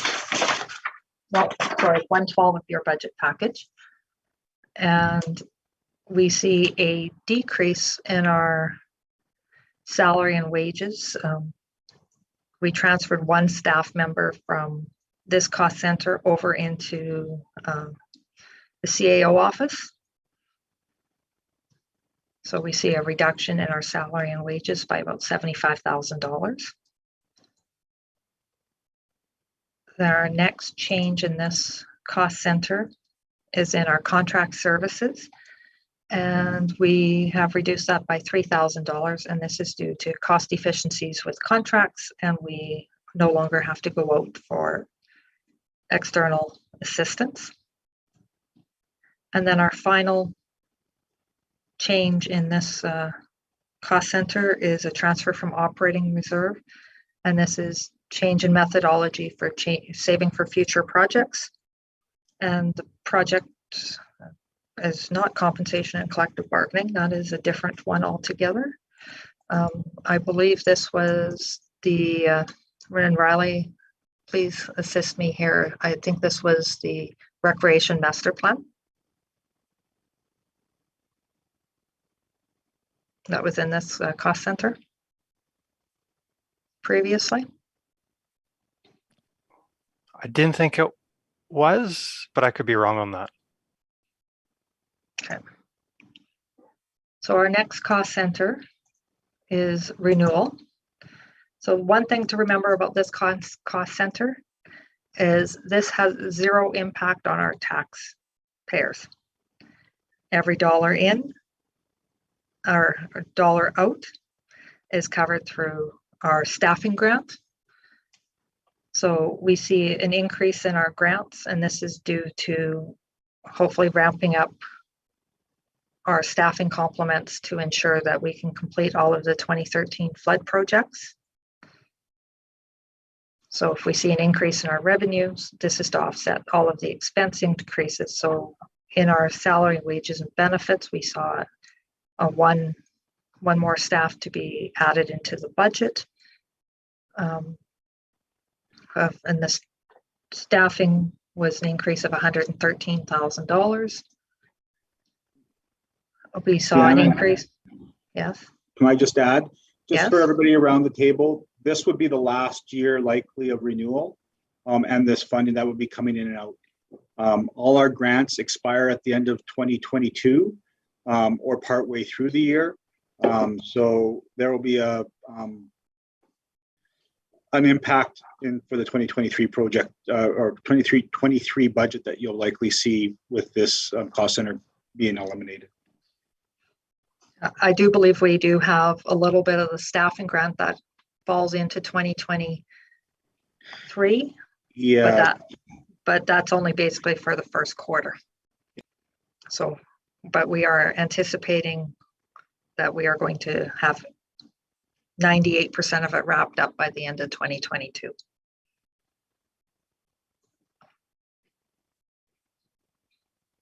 So our next cost center is our engineering cost center. So we see a slight decrease.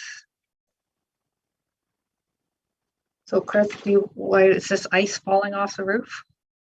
Because that's what I hear outside my window. A slight decrease of $2,000. And this is due to change in staffing in engineering. That's offset by COLA. Actually, yeah, that's a change in staffing, but we see the reduction, and that's due to benefits. So that's not only our health and dental benefits, but also our LAP benefits with the cost reduction of the 1% of that is payable by the employer. We then see a reduction in our contract services. We see a reduction of $30,000, and this is due to our offsite levy bylaw review being completed in the previous year. And then we also see a reduction in our transfers to operating reserves, so of $60,000, and this is due to the infrastructure master plan. So when we are looking at doing our infrastructure master plan, this would be coming back to council and looking at when we are going to fund this.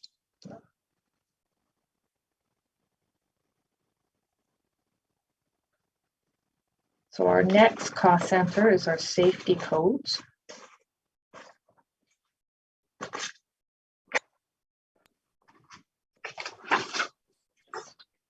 Leanna, Yes, safety codes is not in the original budget package.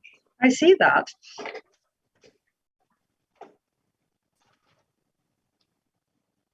So that will be one we'll have to send back out. Yeah. My apologies, council. So the changes in our safety codes. Let's put safety codes on hold till they have the paper in front of them. Okay. So if we can go to the GIS. Okay. So that would be 120 on council's binder.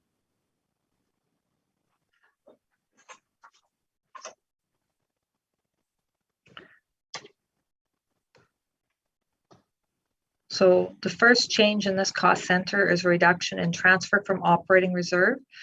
So in 2021, we were transferring $7,000 for the taking of the aerial photos that were taken in 2021. And the other change in this cost center is in contract services. We see a decrease of $14,000 because that is due to the full cost of the 2021 aerial photos.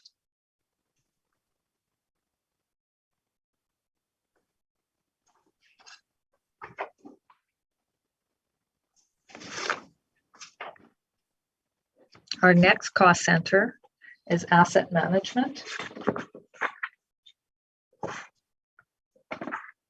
And that is on page 123 of your budget package. So we see a decrease in our transfers from reserves of $150,000. And this is due to a project that was approved by council in 2021. And this is the water plant transmission lines. So what we have normally in this cost center is we have $100,000 for our condition assessments. And when we're looking at the water plant transmission lines, I believe, Riley, you can jump in here, that we were looking at awarding this contract, I think it was between $200,000 and $250,000. So this is why we were pulling $150,000 from reserves, and we came back to council for a budget amendment. That's correct. Okay. So the next change was in contract services by the $150,000 for the water plant transmission lines.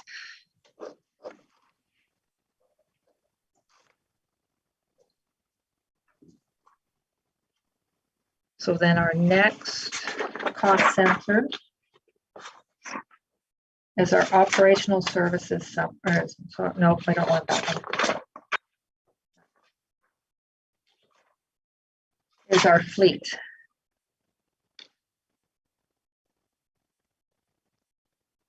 So this is page 133 in your budget package.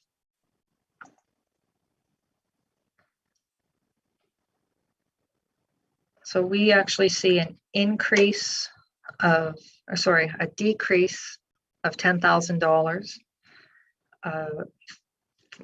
being transferred from reserves. And this is due to the skid steer municipal trade-in program. We'd come back to council and asked to approve us joining the municipal trade-in program, and this was going to cost us an additional $9,500 in 2021, and then there would be an annual increase in 2022 for the municipal skid steer trade-in program.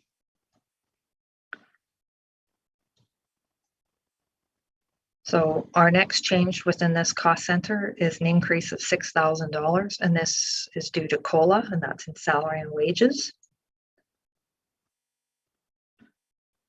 Our next change in this cost center is a decrease in insurance of $10,000, and this is just change in a bunch of our equipment rates that we have insured. Our next change is in contract services. We see a decrease of $3,000 because in 2021 we had put in the increase of the 9,500, and then we see a reduction from 2021 to 2022 of $3,000 in our contract services.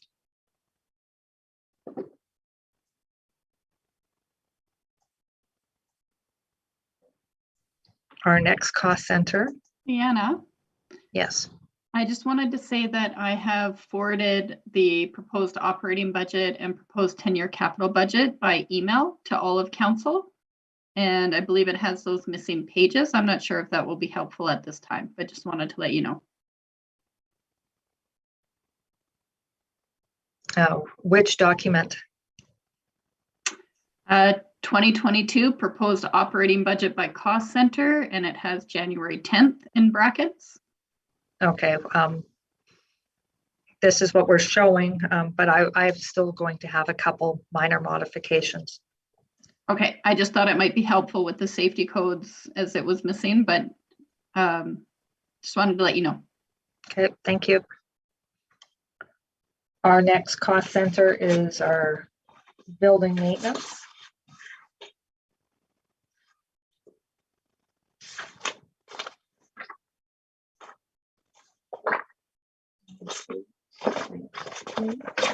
Building maintenance is on page 137 of your budget package. So our major changes in this cost center is an increase of salary and wages of $23,000. I actually had one staff member budgeted for 18-20 hours a year instead of the 20-80 hours a year. So they went from a 35-hour week to a 40-hour week, and that is, I'm going to take 100% ownership of that, and that was 100% on me. And so I made that budget correction in 2022. So we see the increase of $23,000 there. The next increase that our next change is in training, conference, and travel. We see an increase of $2,000, and this is due to training requirements for professional development within this cost center. And then we also see an increase in our materials of $3,000, and this is due to the small tool purchase allowance for staff within this cost center.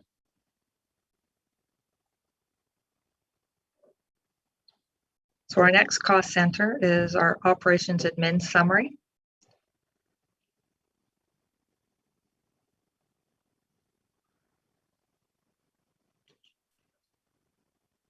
And there is no major changes in this cost center. So overall change is less than $2,000. So I didn't have any discussion points for this one.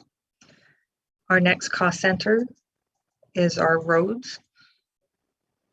And this roads is page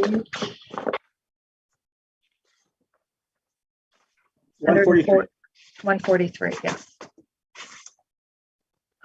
Page 143. And our changes in roads is we see an increase of $17,000 due to COLA, offset by, of course, our benefit changes. Then we also see an increase in our training, conference, and travel of $2,000, and this is due to professional development requirements. Then in phone and utilities, we actually see a significant decrease based on just due to electricity. And this, the major thing in roads is this is where all our streetlights are funded.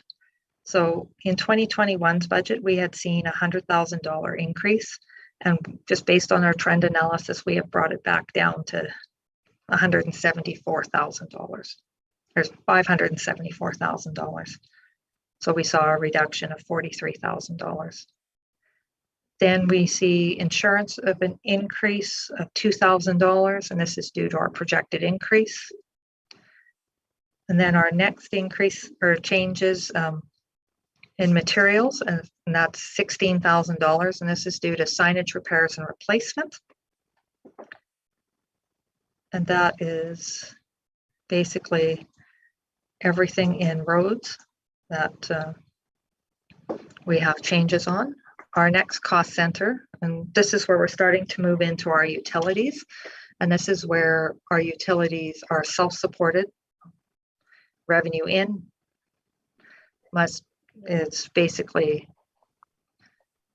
we're not subsidizing any of our tax dollars with our utilities anymore. So what we have in storm. Leanna, storm is missing again too. So we'll skip over storm and go to water distribution. Chris and Leanna, if you wanted the document that Jody emailed out, if council wanted to look at it by email, the storm report is in there. Or that might create too many documents to be looking at, but. So storm and actually water distribution is missing. Mm-hmm.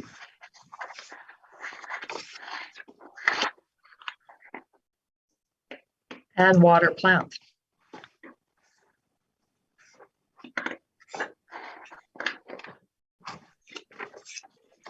And my apologies, I completely missed those when we were PDFing them. So I guess we'll start with wastewater collection will be our next one.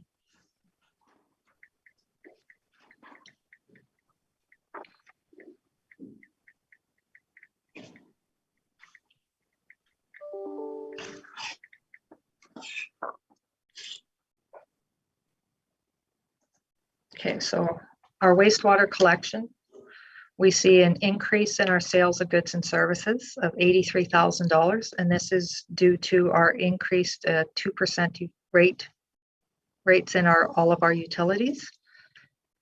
So in our wastewater, we see $83,000 as an increase.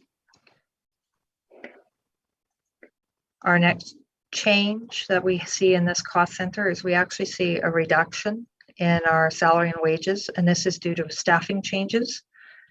And when we say staffing changes, I just wanted to ensure or let council know that when somebody leaves, they're normally leaving when they're in the mid range to high end of the pay scale. And when we hire, we don't normally hire at the top or in the mid range. We normally start at the beginning of our pay scales. So this is when I say change in employees, it's just because we have a new staff member. Okay. So then our next change is a decrease in our contract services of $6,000, and this is due to our wastewater collection monitoring program. Riley, did you want to talk about anything on that one? I'm good. Okay. Our next change is a decrease in our materials, and this is due to parts on our wastewater trending, or parts that we have been replacing in our wastewater collection. And we actually did a trend analysis and saw that some of our costs for our supplies had gone down. So we've reduced our ask in our operating budget. So then our final change within this cost center is an increase in our transfers to reserves. And as we have increased our utility rate, we are ensuring that our wastewater collection. So you'll see our wastewater collection offset by our wastewater plant. The two cost centers together net to zero. So they are completely funded within the utility rates.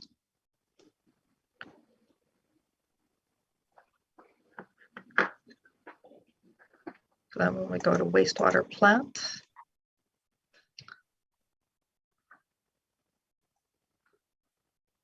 our first change that we see in our wastewater plant is an increase of $2,000 in our salary, wages, and benefits, and that's due to COLA offset by a reduction in our overtime. So we saw a reduction in our benefits overall. We're also seeing a reduction in our overtime.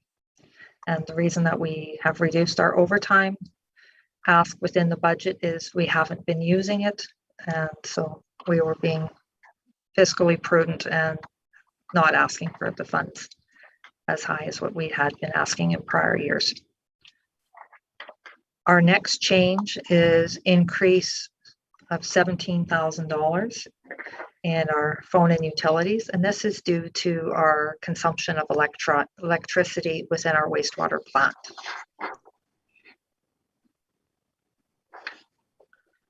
Our next change within this cost center is an increase of $9,000 in insurance, and this is due to our anticipated rate increase.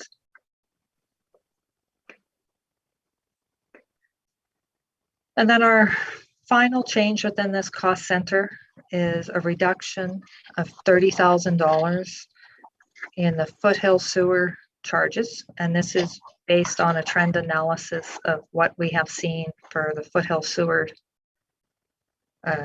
treatment. So this is Frank Lake, I believe. Correct, Riley?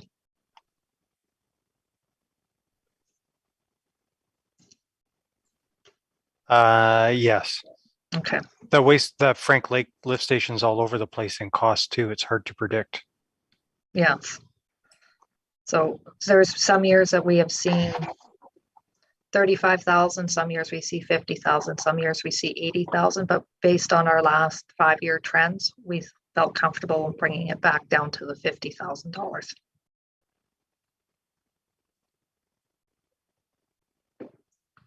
So our next cost center is our solid waste. And solid waste and recycling, when we net these two cost centers together, are a self-funded utility on its own. So our first change in our solid waste is we see an increase in our sales of goods and services, and this is due to the 2% increase in our utility rates. Our next change is an increase in our salary, wages, and benefits, an increase of $3,000 due to COLA, and it's being offset by benefit reductions.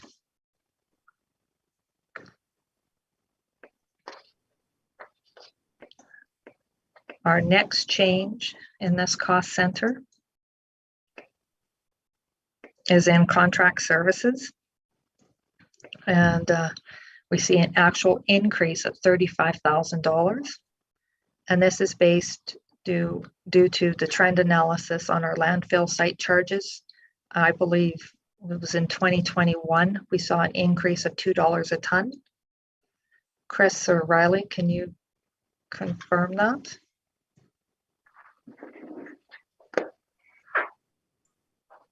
The landfill rates I can't help on. Okay. I know they increased. The amount I'm not sure of. Okay. So our net, right. So, and then the final change within this cost center is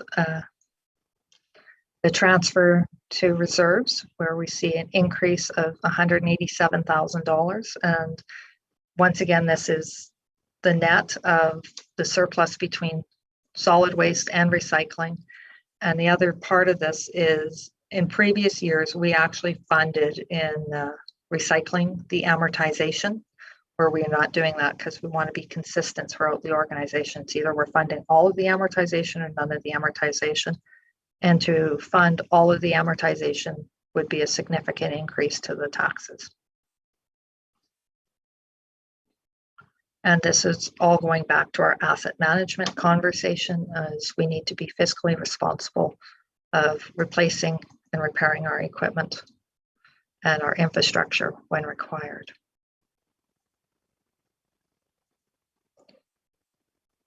So our next cost center is our recycling.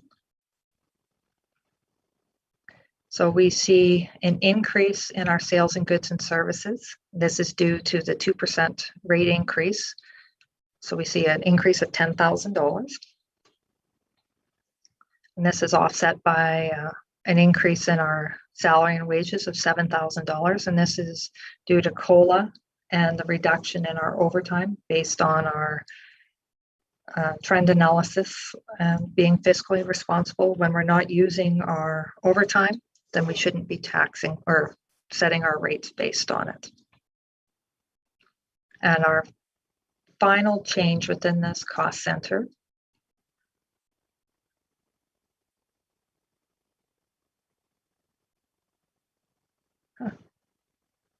I don't have a comment on my contract services. So I will, before I send out the final package with comments, I will add, I'm sure I have that in there for you. So.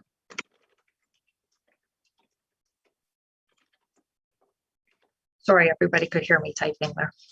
And then the materials, we see an increase of $5,000, and this is due to the increase on recycling of battery boxes and adding clear recycling bags.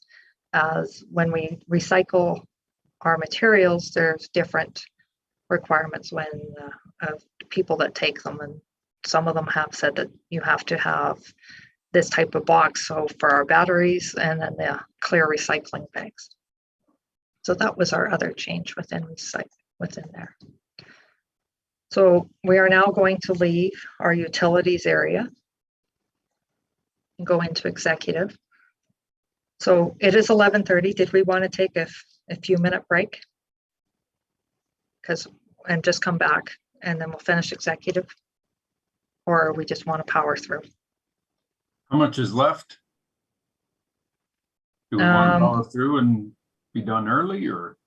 Well, we have executive and then the library, and then we have our capital, if we want to talk about capital today, or if we're going to. Chris, what do you think? I'll leave it up to council. If there's a lot of information here. And so we can either go for the next 30 minutes, get through the operating side of things, and then add capital to the next meeting, if council so chooses.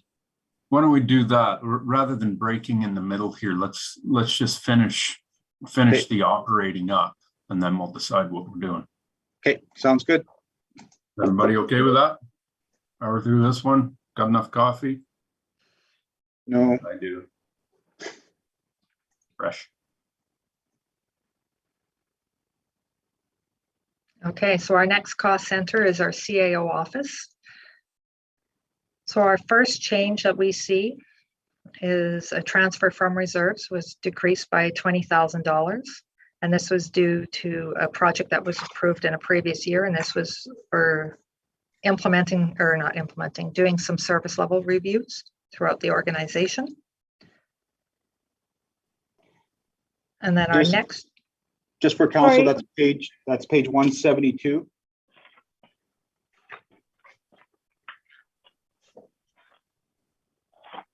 Thank you.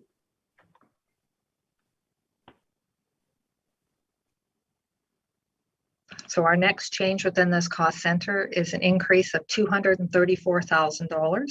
And yes, that sounds, oh my goodness, that's a lot of money. But this was due to a lot of our restructuring. So we saw the restructuring coming from finance or accounting services.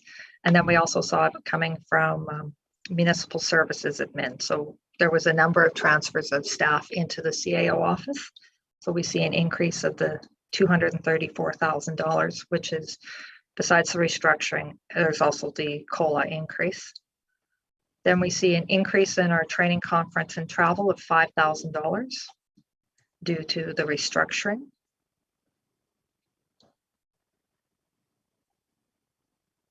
Our next change is in contract services of $29,000. And this is due to continuing on with our service level reviews.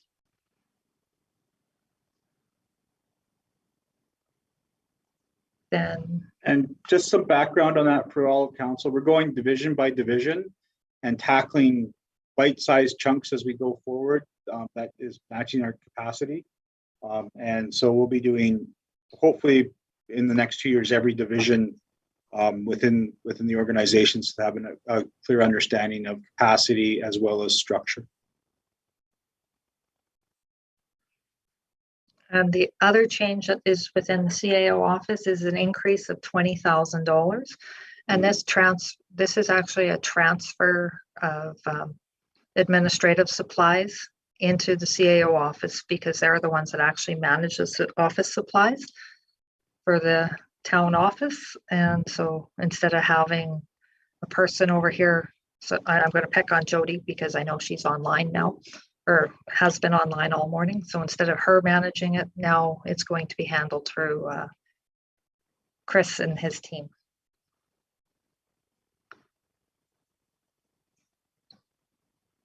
So our community economic development.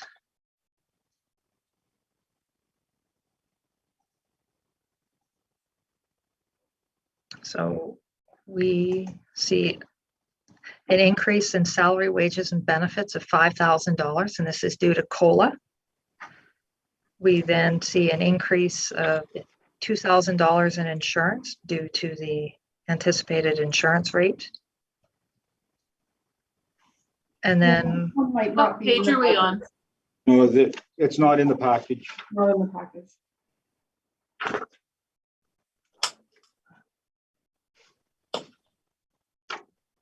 We'll send that out to you.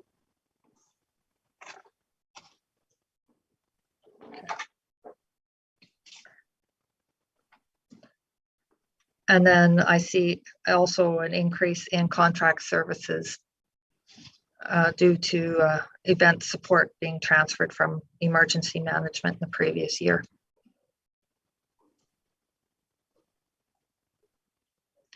So our next cost center is our planning.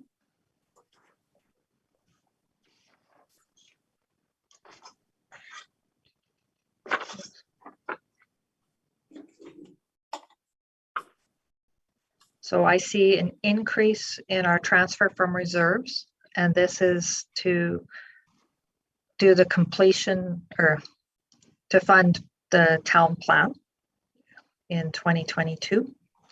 And I believe this is also coming back to council because I believe there's going to be an additional request for additional funding.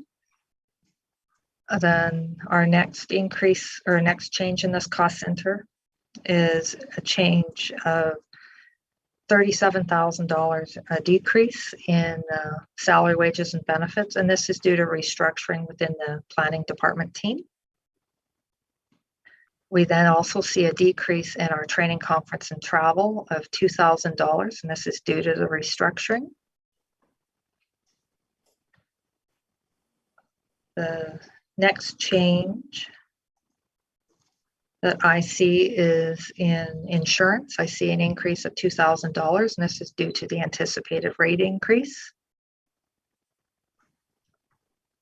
And then our materials, we see a decrease of $3,000, and this is due to just less office supplies and ensuring that our planning team passes on the costs of any development back to the developers, and we're not incurring the costs of any of the request of developers. And then our final change within this cost center is a reduction in our transfers to reserves. And we see a reduction of $35,000. And this is due to change in the methodology on saving for future projects. For example, the town plan and the land use bylaw.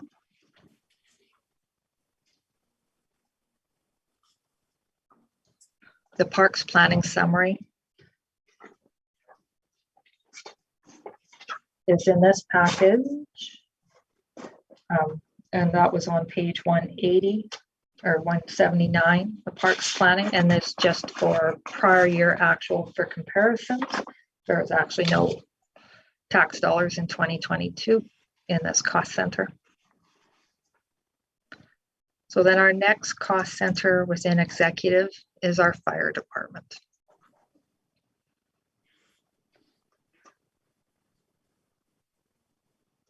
So we see an increase in our sales goods and services of $4,000, and this is to providing neighboring communities assistance for fire pro and fire inspection. So we see an increase of the $4,000 there. We also see an increase in our local government transfers of $10,000 or almost $11,000 due to cost share with the county.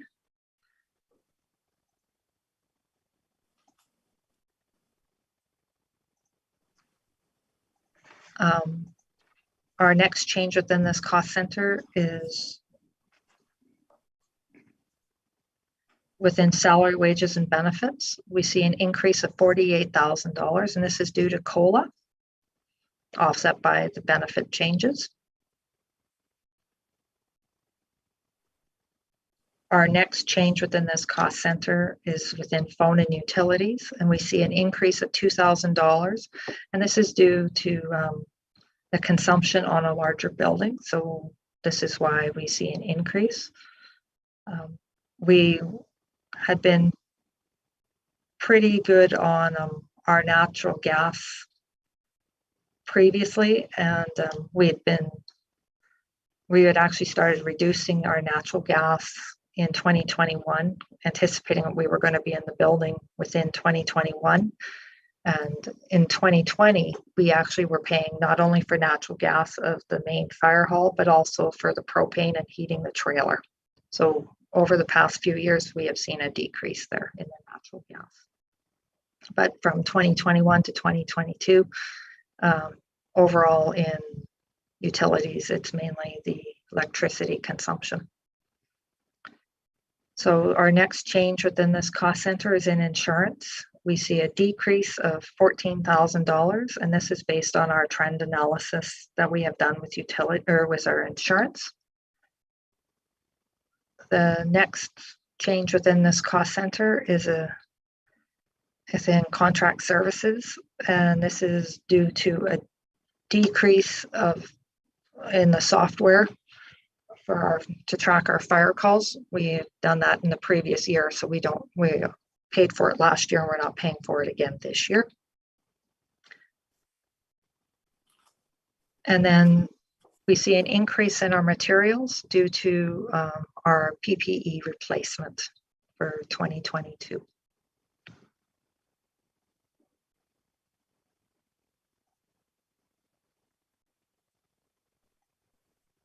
So our next cost center is our RCMP. So this one, we see a significant change in our sales of goods and services. And we see that's about $60,000 reduction. And we reduced it based on the trend analysis is we are not receiving the fines that we had been budgeting for. So why should we continue to budget for something that we're not going to receive? So that's the main reason for the change in sales of goods and services of $60,000. And then the next change is in transfer to or transfer from reserves. And we went from $315,000 and now we're saying $580,000. And this is due to the settlement of the RCMP retro payment.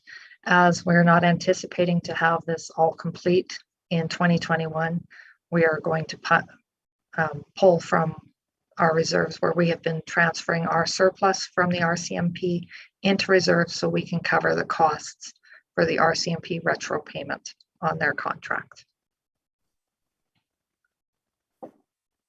Our next change, which is very minor, is a decrease of $1,000 in our salary and wages. That's due to COLA offset by the benefit change. Our next change within this cost center is within phone and utilities. We see an increase of $3,000, and this is due to electricity consumption within the RCMP building.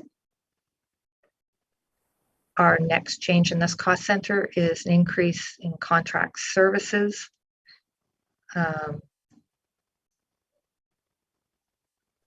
And that is a significant increase of $596,000. So big part of that is the retro payment that we have to pay. And then they also have their annual increase that they have told us what their union settled on. So we are still budgeting for the 8 officers. And then we do have basically a credit in there for some vacancies that we have seen.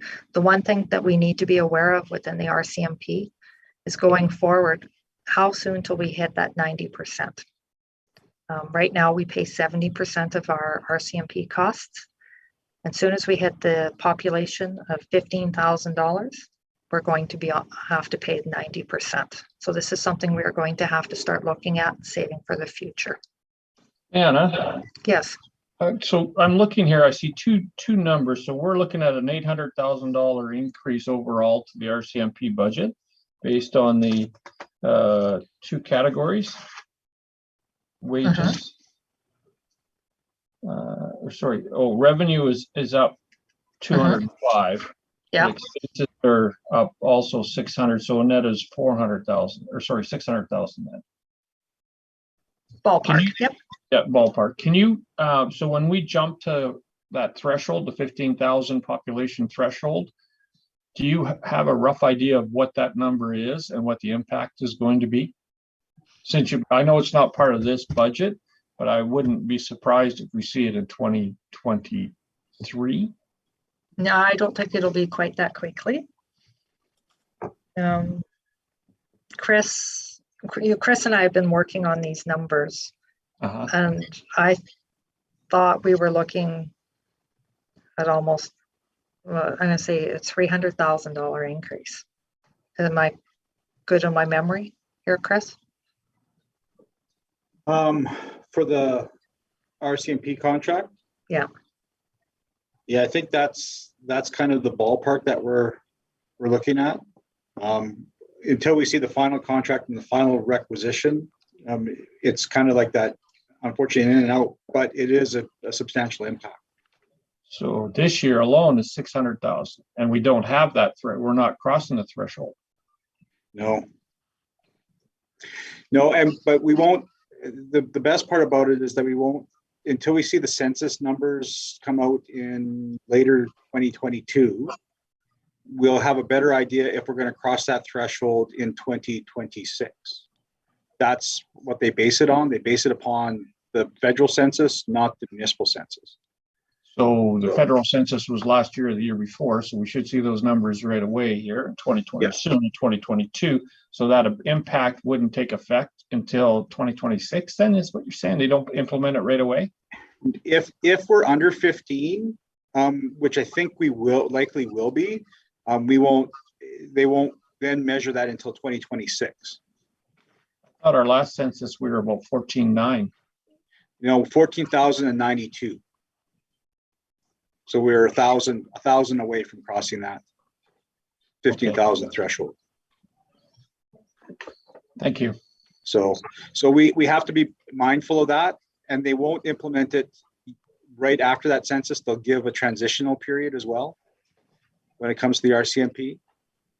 The So discrepancy in the population numbers, Jamie, are between the Canadian census that was done and when we did our own census. When the town of High River did that, there's a discrepancy in there. Yeah, I think we were a little more aggressive when we did our own, but okay. So still, we're looking at, okay. I thank you. I think our own is far more accurate in about 9 people off of 15,000.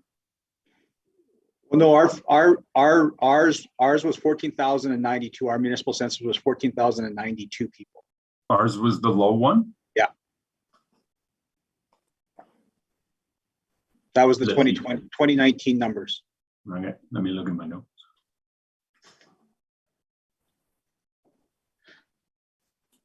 So we've got a little bit of time, but it's going to be when we move that 90%, and we don't know, honestly, too, we don't know with the provincial, the push to go to a provincial police force, what that may, how fast they plan to push that, and if they're actually going to take in public comments on whether the RCMP remains or if they push the provincial police force aspect of things. The big part with the provincial police force is likely the feds will not provide the $170 million offsetting grant associated with the RCMP to a provincial police force. Yeah, I was just pointing out, Chris, that this 600,000, that's almost what, a 3% or 2.5% increase alone in this budget. Never mind what's coming at us down the road a bit as well. I see some other questions. Thank you for the answers. Kelly or Jenny? Which one was first? I have a question about, so I know you have in here the retro payment, and then they have a union who authorizes an increase in pay, and we gave a COLA? We don't give them COLA, just our admin staff, because we have to fund the admin staff there. And so the RCMP contract the RCMP is under contract. And so whatever they bill us on a quarterly basis is what we pay, less whatever, less complement that they don't have. So our detachment right now, based upon our per capita numbers, is supposed to be around an 18% detachment of RCMP officers, including command. And we're typically running between the 15 and 16 kind of range historically, because of just vacancies. But we pay directly for the admin. They're actually town employees. The RCMP are just a contract employee, so those actual members are contracted. So their union, with the increase in the retro pay, we don't have any say on that. And they don't get our COLA, our COLA 2.5%, the actual RCMP officers. Okay, thank you. So the Kelly? can you explain this retroactive stuff? So this is a result of their union deciding, but this is passed on to us. So how does that work?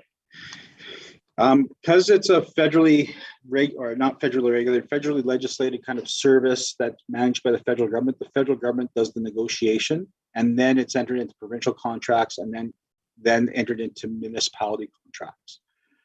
Unfortunately, we don't have a say in what the federal government negotiates with their union or with their members. They will negotiate based upon the entire nation and then transfer that on to the province, and the province just trickles that down to us from a payment perspective. So that's how it works. This is always a bit of a bugbear in every province that I've worked in is the RCMP contract. It's best to stay under 5,000 population size because this is a big cost. And when we move to 90%, they also actually dictate what size of building that they want and what kind of services that they need from that perspective, the housing detachment. So when we move to over the 15,000, that may kick into a different size facility that may have to build a new building.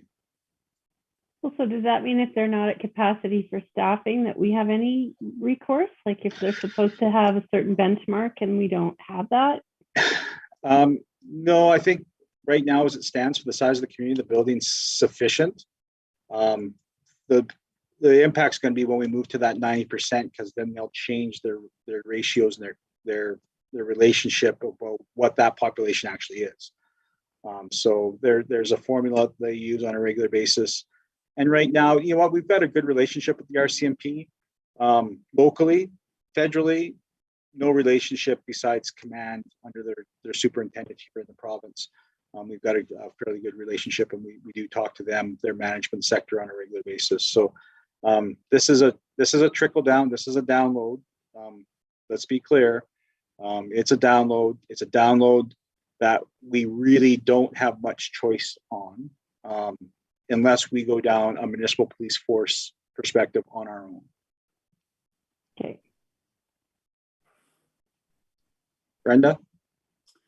Thanks, Chris. Just for some perspective, how long have the RCMP been without contract or negotiating this retroactive amount? Do you know? Oh, it has been a long time. Like 3 years? This goes back to 2016. Yeah. Yeah, it's been a long time. And so that's the issue. That's part of the issue. Have we received any, like the difference in funding? And I know we receive, we're fund the other 30%, we receive support on. So has the funding that we have received, the differences, has there been any extra with regards to that? And will we, so currently we cover 70% of the cost of policing here. The 30% that we've been not responsible for, will we also receive the retro amount on that 30% that we've not had during contract negotiation? Does that make sense? I think it does. Okay, so say we received that. They absorb their 30% of the pay increase, if that's your question. So their 30% is still absorbed internally. They don't transfer that on to us. They only transfer the 70% of the retro. Okay, so in that 30%, hypothetically, that was $100,000. And we received that 2016 to 2021. So when we received only the 30% of that wage, will we receive the difference to reflect what we're paying out? Or is that where the province or federal government will pay that? That 30%, the federal government will cover that cost. Okay. Yeah. And so and it is, let me also be clear, it is credited based upon our complement. So it's a complex bookkeeping exercise. To credit based upon the complement, because the complement does ebb and flow. So they don't charge us for our full complement. They'll give us credits associated with that. So I see. Okay. And may I ask, do you know the percentage or the wage increase? What did they receive? That I don't know off the top of my head. Okay. I would have to get back to you on that. I do know the number, but I don't know it off the top of my head. Okay, I'm just curious, and would we then apply that to forecasting anticipated wage increase down the road? We have. Thank you. It's in the contract services. Okay. And it's under that line 2-330-00 Federal RCMP Services. And thank you. And you can see by the trend, if you take a look at 2020 actuals for the RCMP services, you know, at the end of the day, they're very rarely at full complement. And way we do that, we just budget for the full amount. I know other communities don't budget for the full amount; they budget for actual complement. That's what's kind of put them in a little bit of a bind. For us, we budget for full complement, and then we put that into reserve to offset any increase. Okay. Or do our best anyway. Yeah. Thank you. This is it is a dictatorial kind of a relationship. Right? Yeah. So unless we get into our own police force where we have direct control over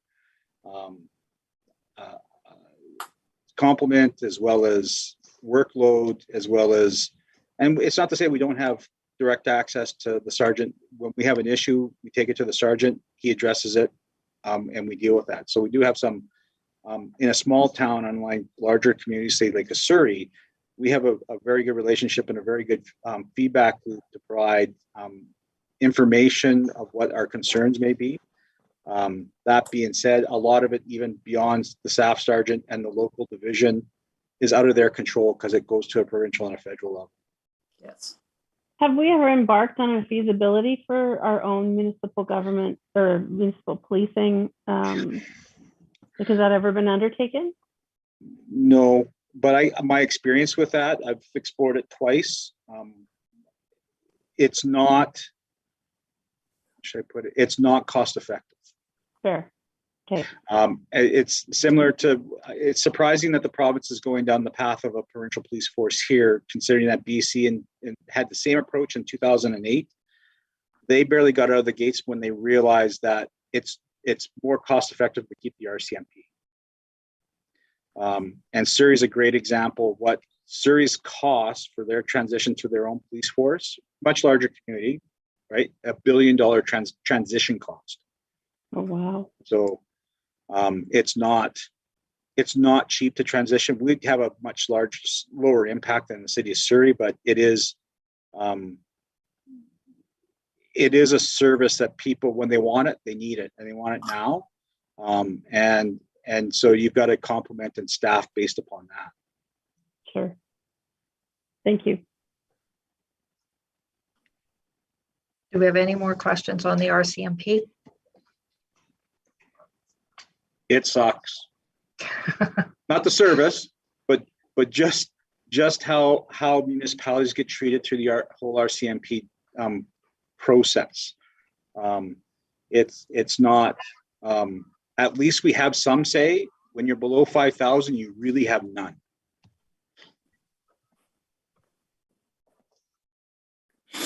Just for information, the RCMP are doing a Keep the RCMP in Alberta in Okotoks. When is it? It's coming up here in the next couple of days. So it's on my Facebook page that you guys could go to have a look at if you want to hear what they've got to say. And I also do know that some are smaller municipalities that are under the 5,000 are actually starting to pay some fees for the RCMP. Mm-hmm. Yeah.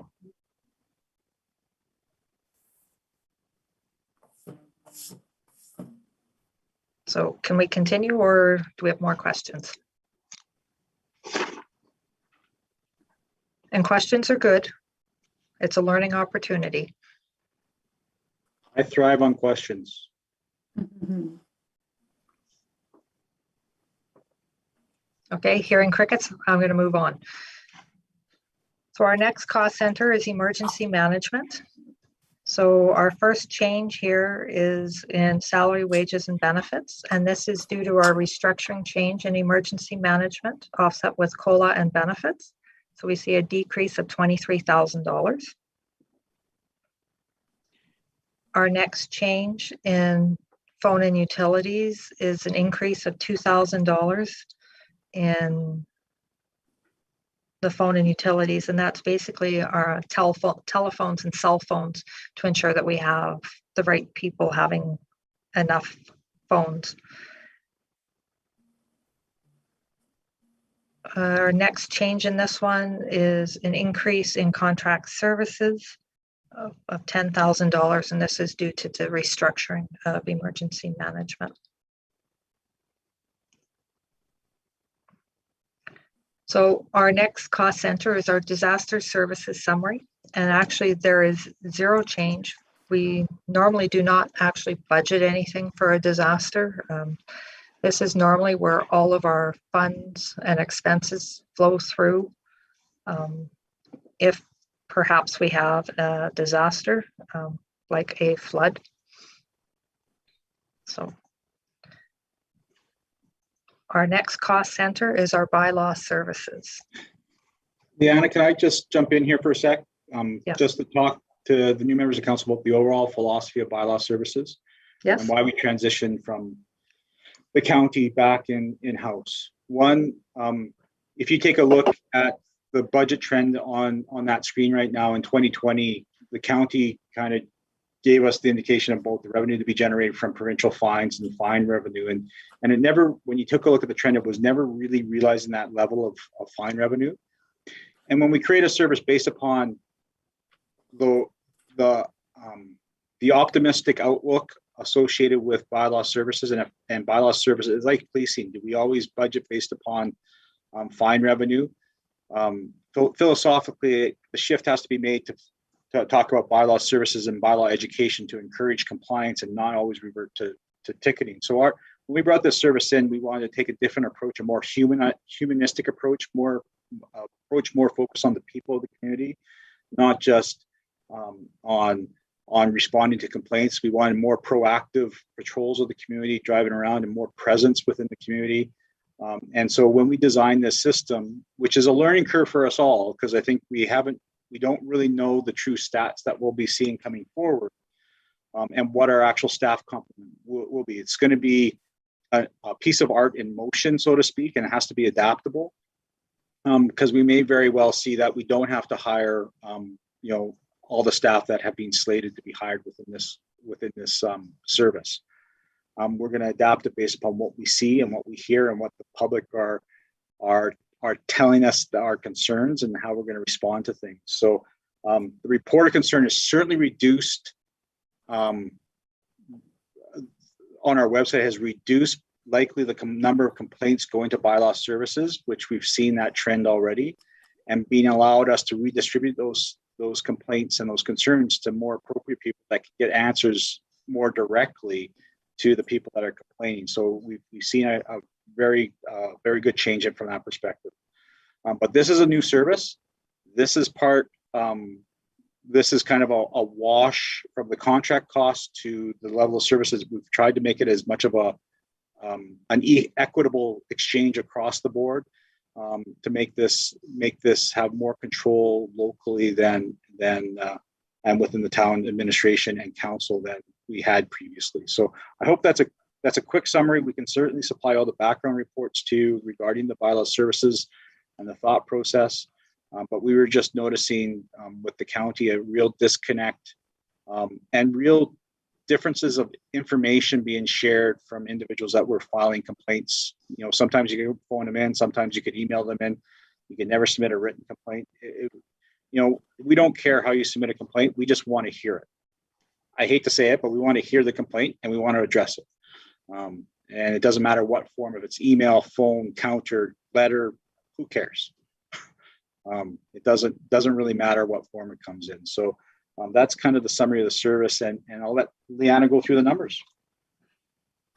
Okay, so we see the change in sales of goods and services, actually a reduction of about $47,000 or $48,000. A big part of that is $30,000 reduction in fines. As Chris had just mentioned, that we hadn't been seeing the fine revenue that we were, I'm going to use the term, promised.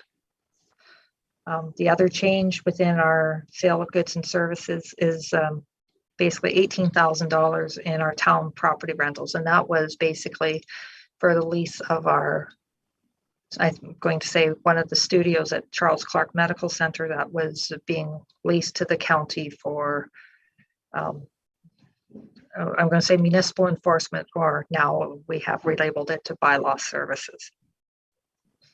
So then our next change, our category changes in salary, wages, and benefits. We see an increase of $296,000. And this, as Chris has mentioned, is a change in our service delivery. So we're going to see the restructuring offset within contract services. So our next change is in with training, conference, and travel. We see an increase of $5,000. Once again, this is change in service delivery due to the restructuring, where we'll see the offset in contract services. Our next change is within insurance. We see an increase of $5,000. Exact same reasoning behind that, where we're now insuring our vehicles and staff members. Our next change in this cost center is in contract services, where we see actually a decrease of $510,000, and this is due to a change in service delivery. And within contract services, the 510, the big change is in the service was to $402,000, but then we also saw a reduction in the lease for Charles Clark Medical Center of $105,000. Our next change in this cost center is in materials. We see an increase of $44,000, and this is due to the restructuring and change in service delivery. So overall, within this cost center, we see a savings of $112,000. So our next cost center is FCSS. So within FCSS, we see a change in salary and wages for $5,000, and this is due to COLA offset with benefits. Our next change is an increase in training for $4,000, and this is due to professional accreditation requirements that we need to ensure that we have our staff membership fees and training all up to snuff. Our next change that we have in FCSS is in contract services. So we see a decrease of $43,000, where the big part of that is within the CCMC lease for the building of $38,000. Our next cost center is community well-being.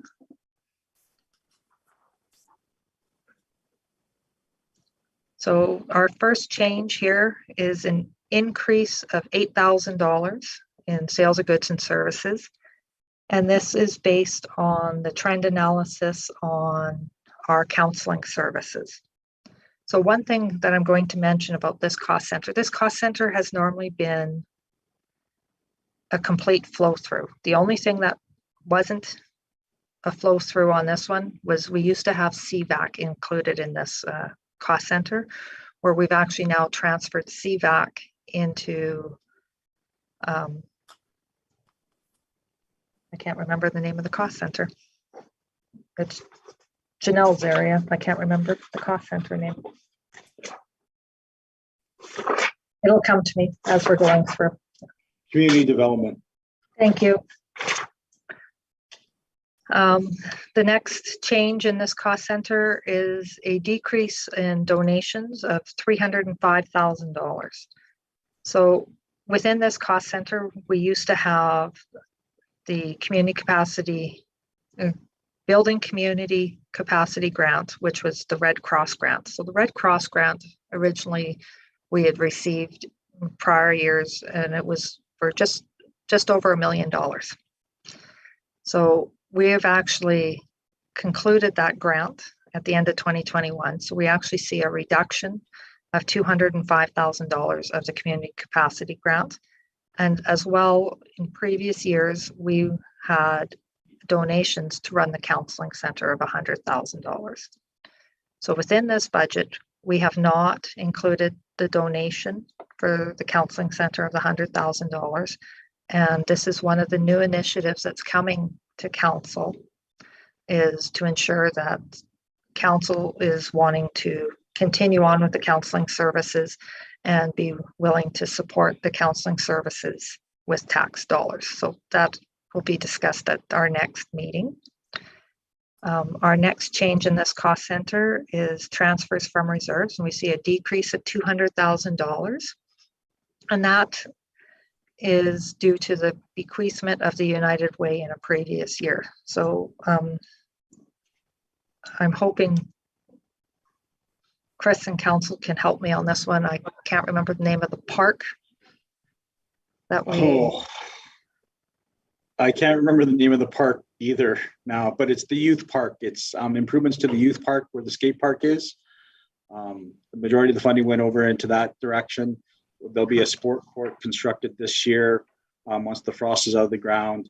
And they took out the mini putt as well to make a more natural walking area, hangout area, outdoor hangout area for the youth. So is that the Boys and Girls Club?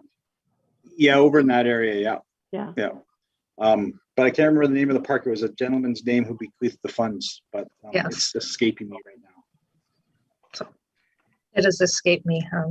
I've sat through a lot of council meetings and I don't remember every detail. So the next change in this cost center is we see an increase in salary and wages of $10,000, and this is due to COLA.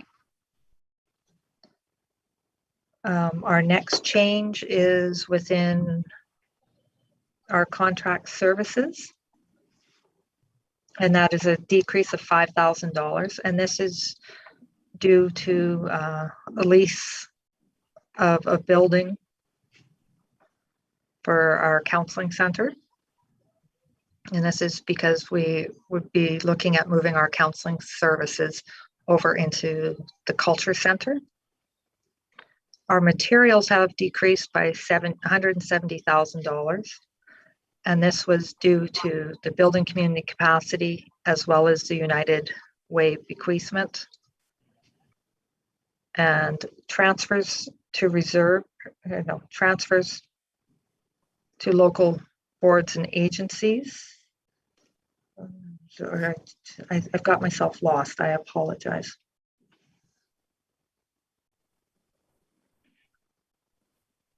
The $50,000 or $60,000, I can't remember, the $50,000 on this line is the grants from FCSS that went out to other agencies that will come back to council for approval.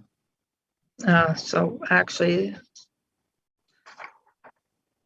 that description is wrong. So it is transfers to local boards and agencies. So part of that is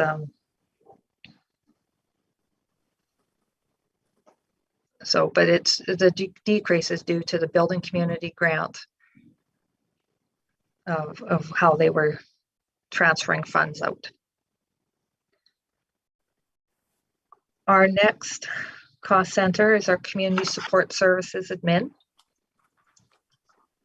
In our community support services admin, the only change is $2,000 in salary, wages, and benefits.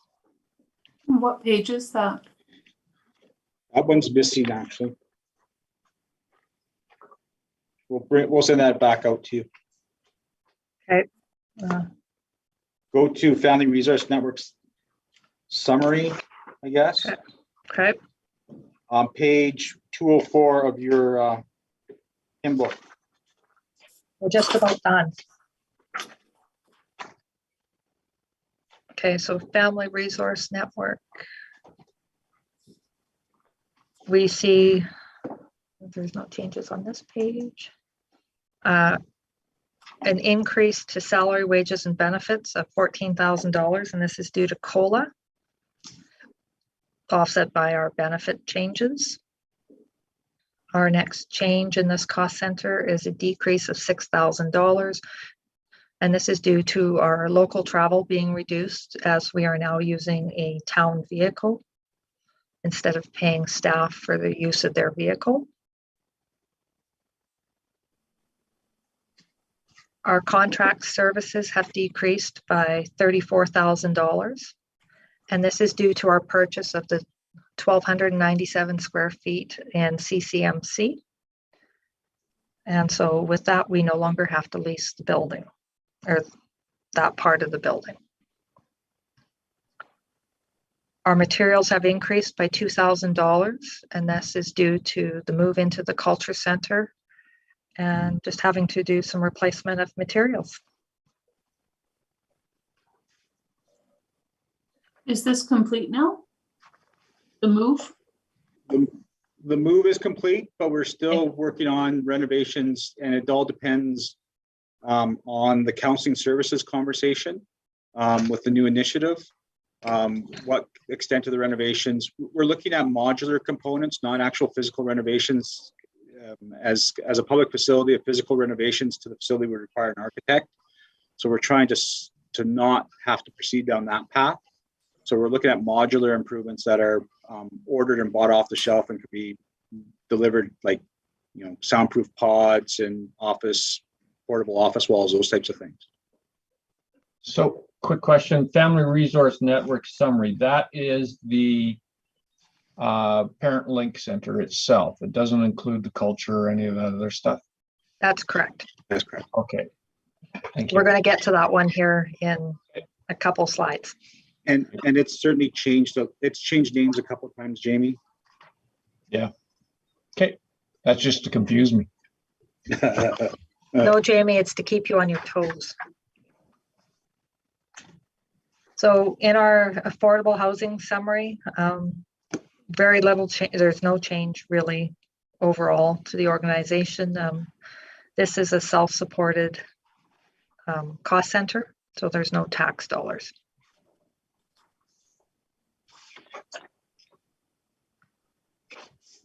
So our next cost center is our culture center admin summary.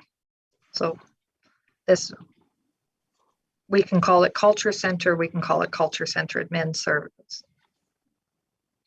We can relabel this however. So when we go into the culture center admin, we see just some minor changes. So we see a decrease in our revenue of sales of goods and services. And this is because we're no longer, with the move of staff into the culture center, we cannot rent out the culture center to the public. So we see a decrease of $2,000 there. We then see an increase in our phone and utilities by $2,000, and this is due to the move of the staff into the culture center. So this is mainly phone lines for the most part, and we're anticipating a little bit higher electricity and water consumption. And then our next change is we see an increase in our contract services by about $3,000, and this is due to additional cleaning that is required, as we will be cleaning more frequently than once every 3 or 4 days or after an event that we had rented the facility out for. And just so council knows, because of COVID, we do have enhanced cleaning measures where we do have cleaners coming in and wiping down high touch surfaces, counters, door handles, once a day midpoint. So we do have additional time associated with that. So that's part of across all the numbers, all the increased janitorial costs. So just FYI for you guys, I have a budget error within the community services admin summary. We actually haven't been using this cost center since 2020, since the restructuring that happened in 2020. So I have a correction I need to make before the final presentation, which I missed prior to doing the proposed to you guys. So that'll be a minor change within the budget. And our final cost center in our operating budget is the library.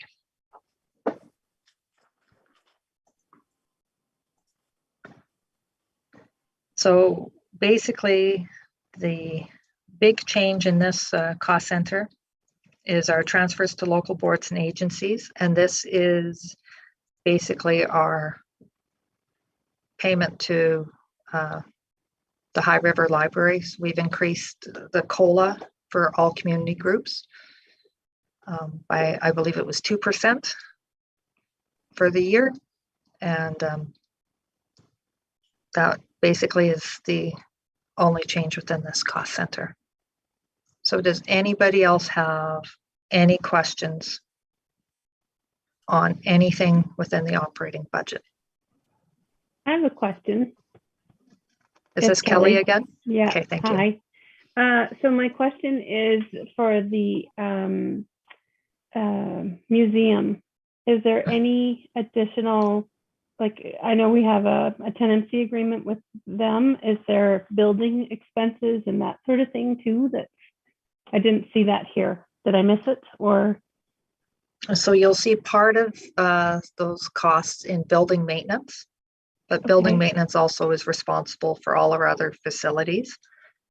The part that we pay to the Memorial Center, the museum, and the rest of the other community groups is all within general government.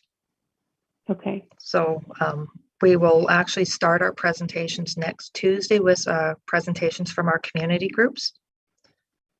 And then we will continue on, or maybe we'll continue on after lunch if we're going to continue on with capital today. Okay. And it's next Wednesday. And Kelly, to follow up on your question, the conversation that we're trying to get, and there'll be a report coming to council as part of in the next couple of weeks about a consistent approach with all the lease agreements that we have with all these agencies. I think that's the question you were asking, I think. Pretty much, yeah. And that's where I was going with it. Yep. Yeah, about standardizing the approach of whether we cover utility costs for the museum, the library, Shepherd Family Park, or we don't. Right now we have organizations, some areas we do, some areas we cover portions, some areas we don't cover any. So trying to develop a consistent approach and a consistent philosophy. At the end of the day, all those groups deliver a service to the community for a very cost-effective manner that we don't want to deliver. And so from a community development perspective, any support we can give them reduces their need to actually go out and fundraise and find other sources of revenue, especially right now. To try and fundraise is really, really difficult. So I think that was your question. And so we'll go from there. So Chris, to further Kelly's comment a little bit, was they're managing the VIC for us now as well. And I realize they're getting $30,000 a year to manage that VIC, but they've given up a fair chunk of the museum for the VIC. Yeah. So maybe we'll talk about that more when we go into budget deliberations. Yeah, and we also have to talk about the concept of fee-for-service agreements too. Giving them some longer-term financial stability instead of year to year, and building our budget based upon those multi-year agreements too, so that we have some certainty and not. I always say, in my past experience in other organizations, when we didn't have fee-for-service agreements, you had all these groups, really good groups, coming forward and begging for money and trying to justify their reason for being. And I think the groups that we have right now as our community groups, the majority of them, I wouldn't say all of them, but the majority of them, Handy Bus, Library, Shepherd Family Park, Museum, Highwood Center, are all valuable assets that we need to work as partners and not as parents, so to speak. I guess if that's a relationship we can use out there. So, and it's not so much an allowance, but it's working together for the benefit of the community. Well, we're going to stop it. We're going to stop this meeting here for now. I want to just, let you know what's in the package. My apologies for some of the missing information. We'll get that out to you. Within your current package, we've also included a summary of all the positions that are here within the organization, as well as the cost for those positions, including benefits. We've also included the capital plan. And you'll see lots of carryovers within that capital plan. So we have our work cut out for us as an organization to meet those needs. And you'll also see the reserve tracker. We will be bringing forward the new initiatives. We're waiting on a couple of reports on the new initiatives that had to be revised, as well as some more information from the community groups. We'll get that out to you early part of next week. And we're going to go through that process. So there's a lot of information here. I'm actually a little bit brain dead, so I can't imagine you guys.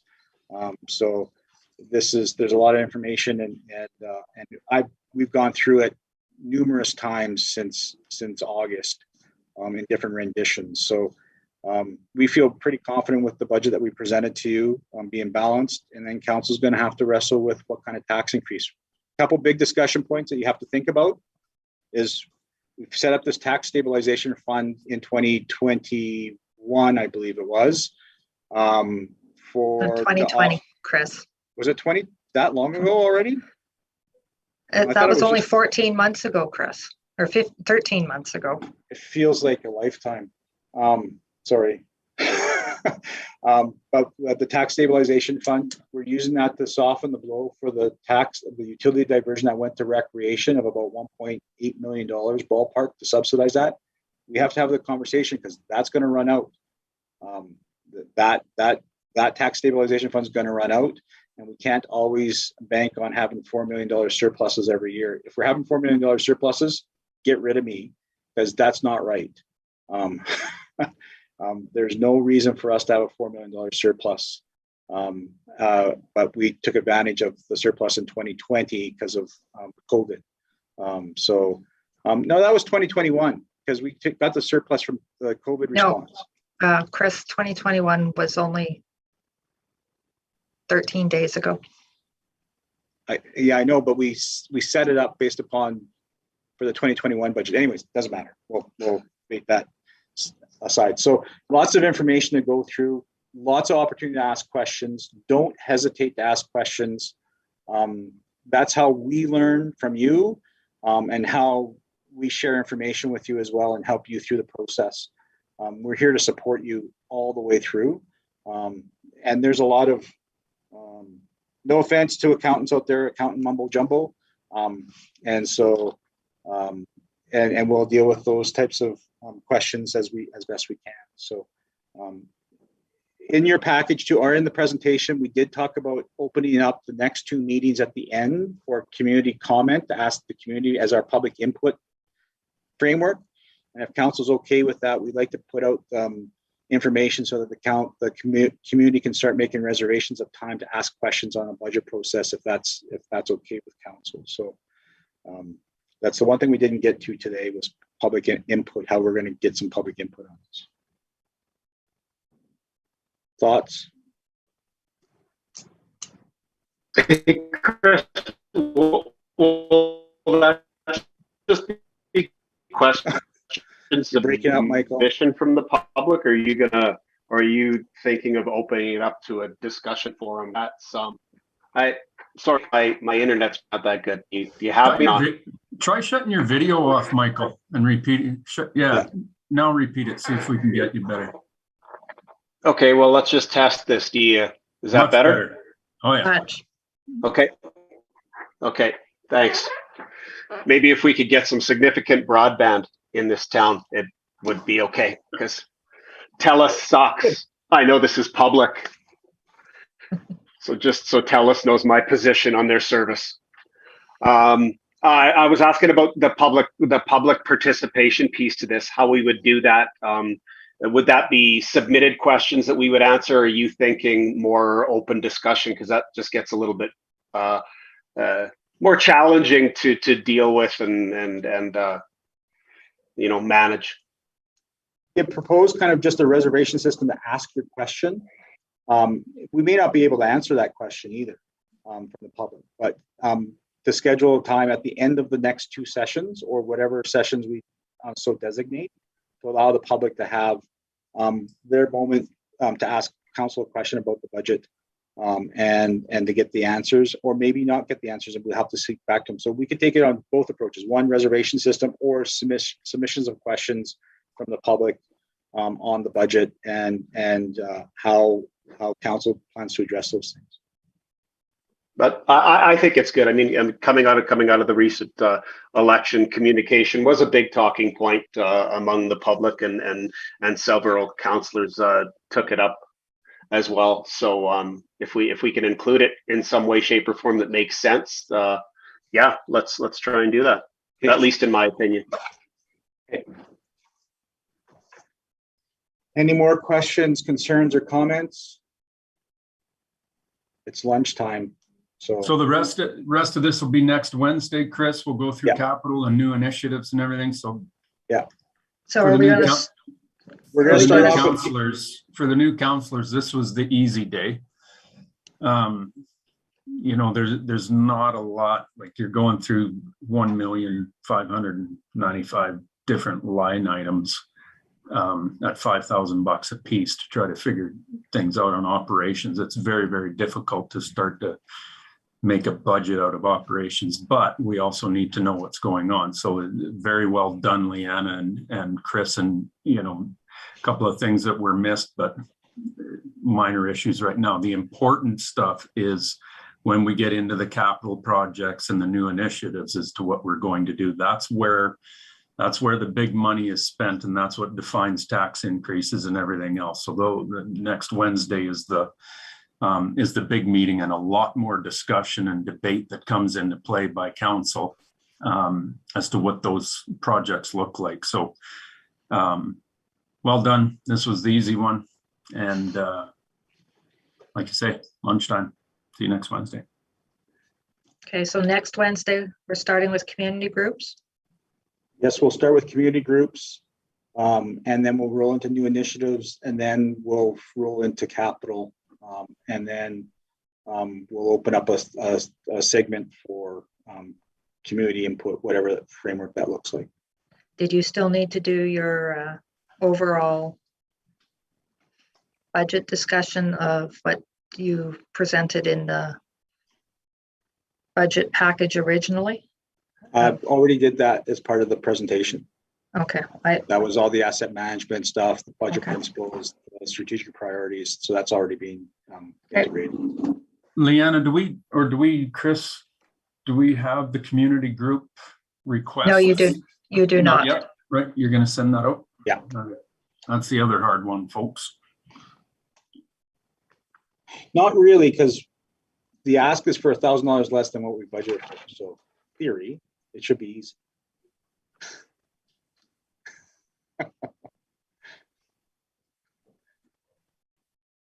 Any other questions, concerns, comments? Good for the day. Meeting adjourned 12:31 before Chris starts talking again. Thank you for all your hard work, everybody. Thanks, Thank everyone. you. Have a good day. You too.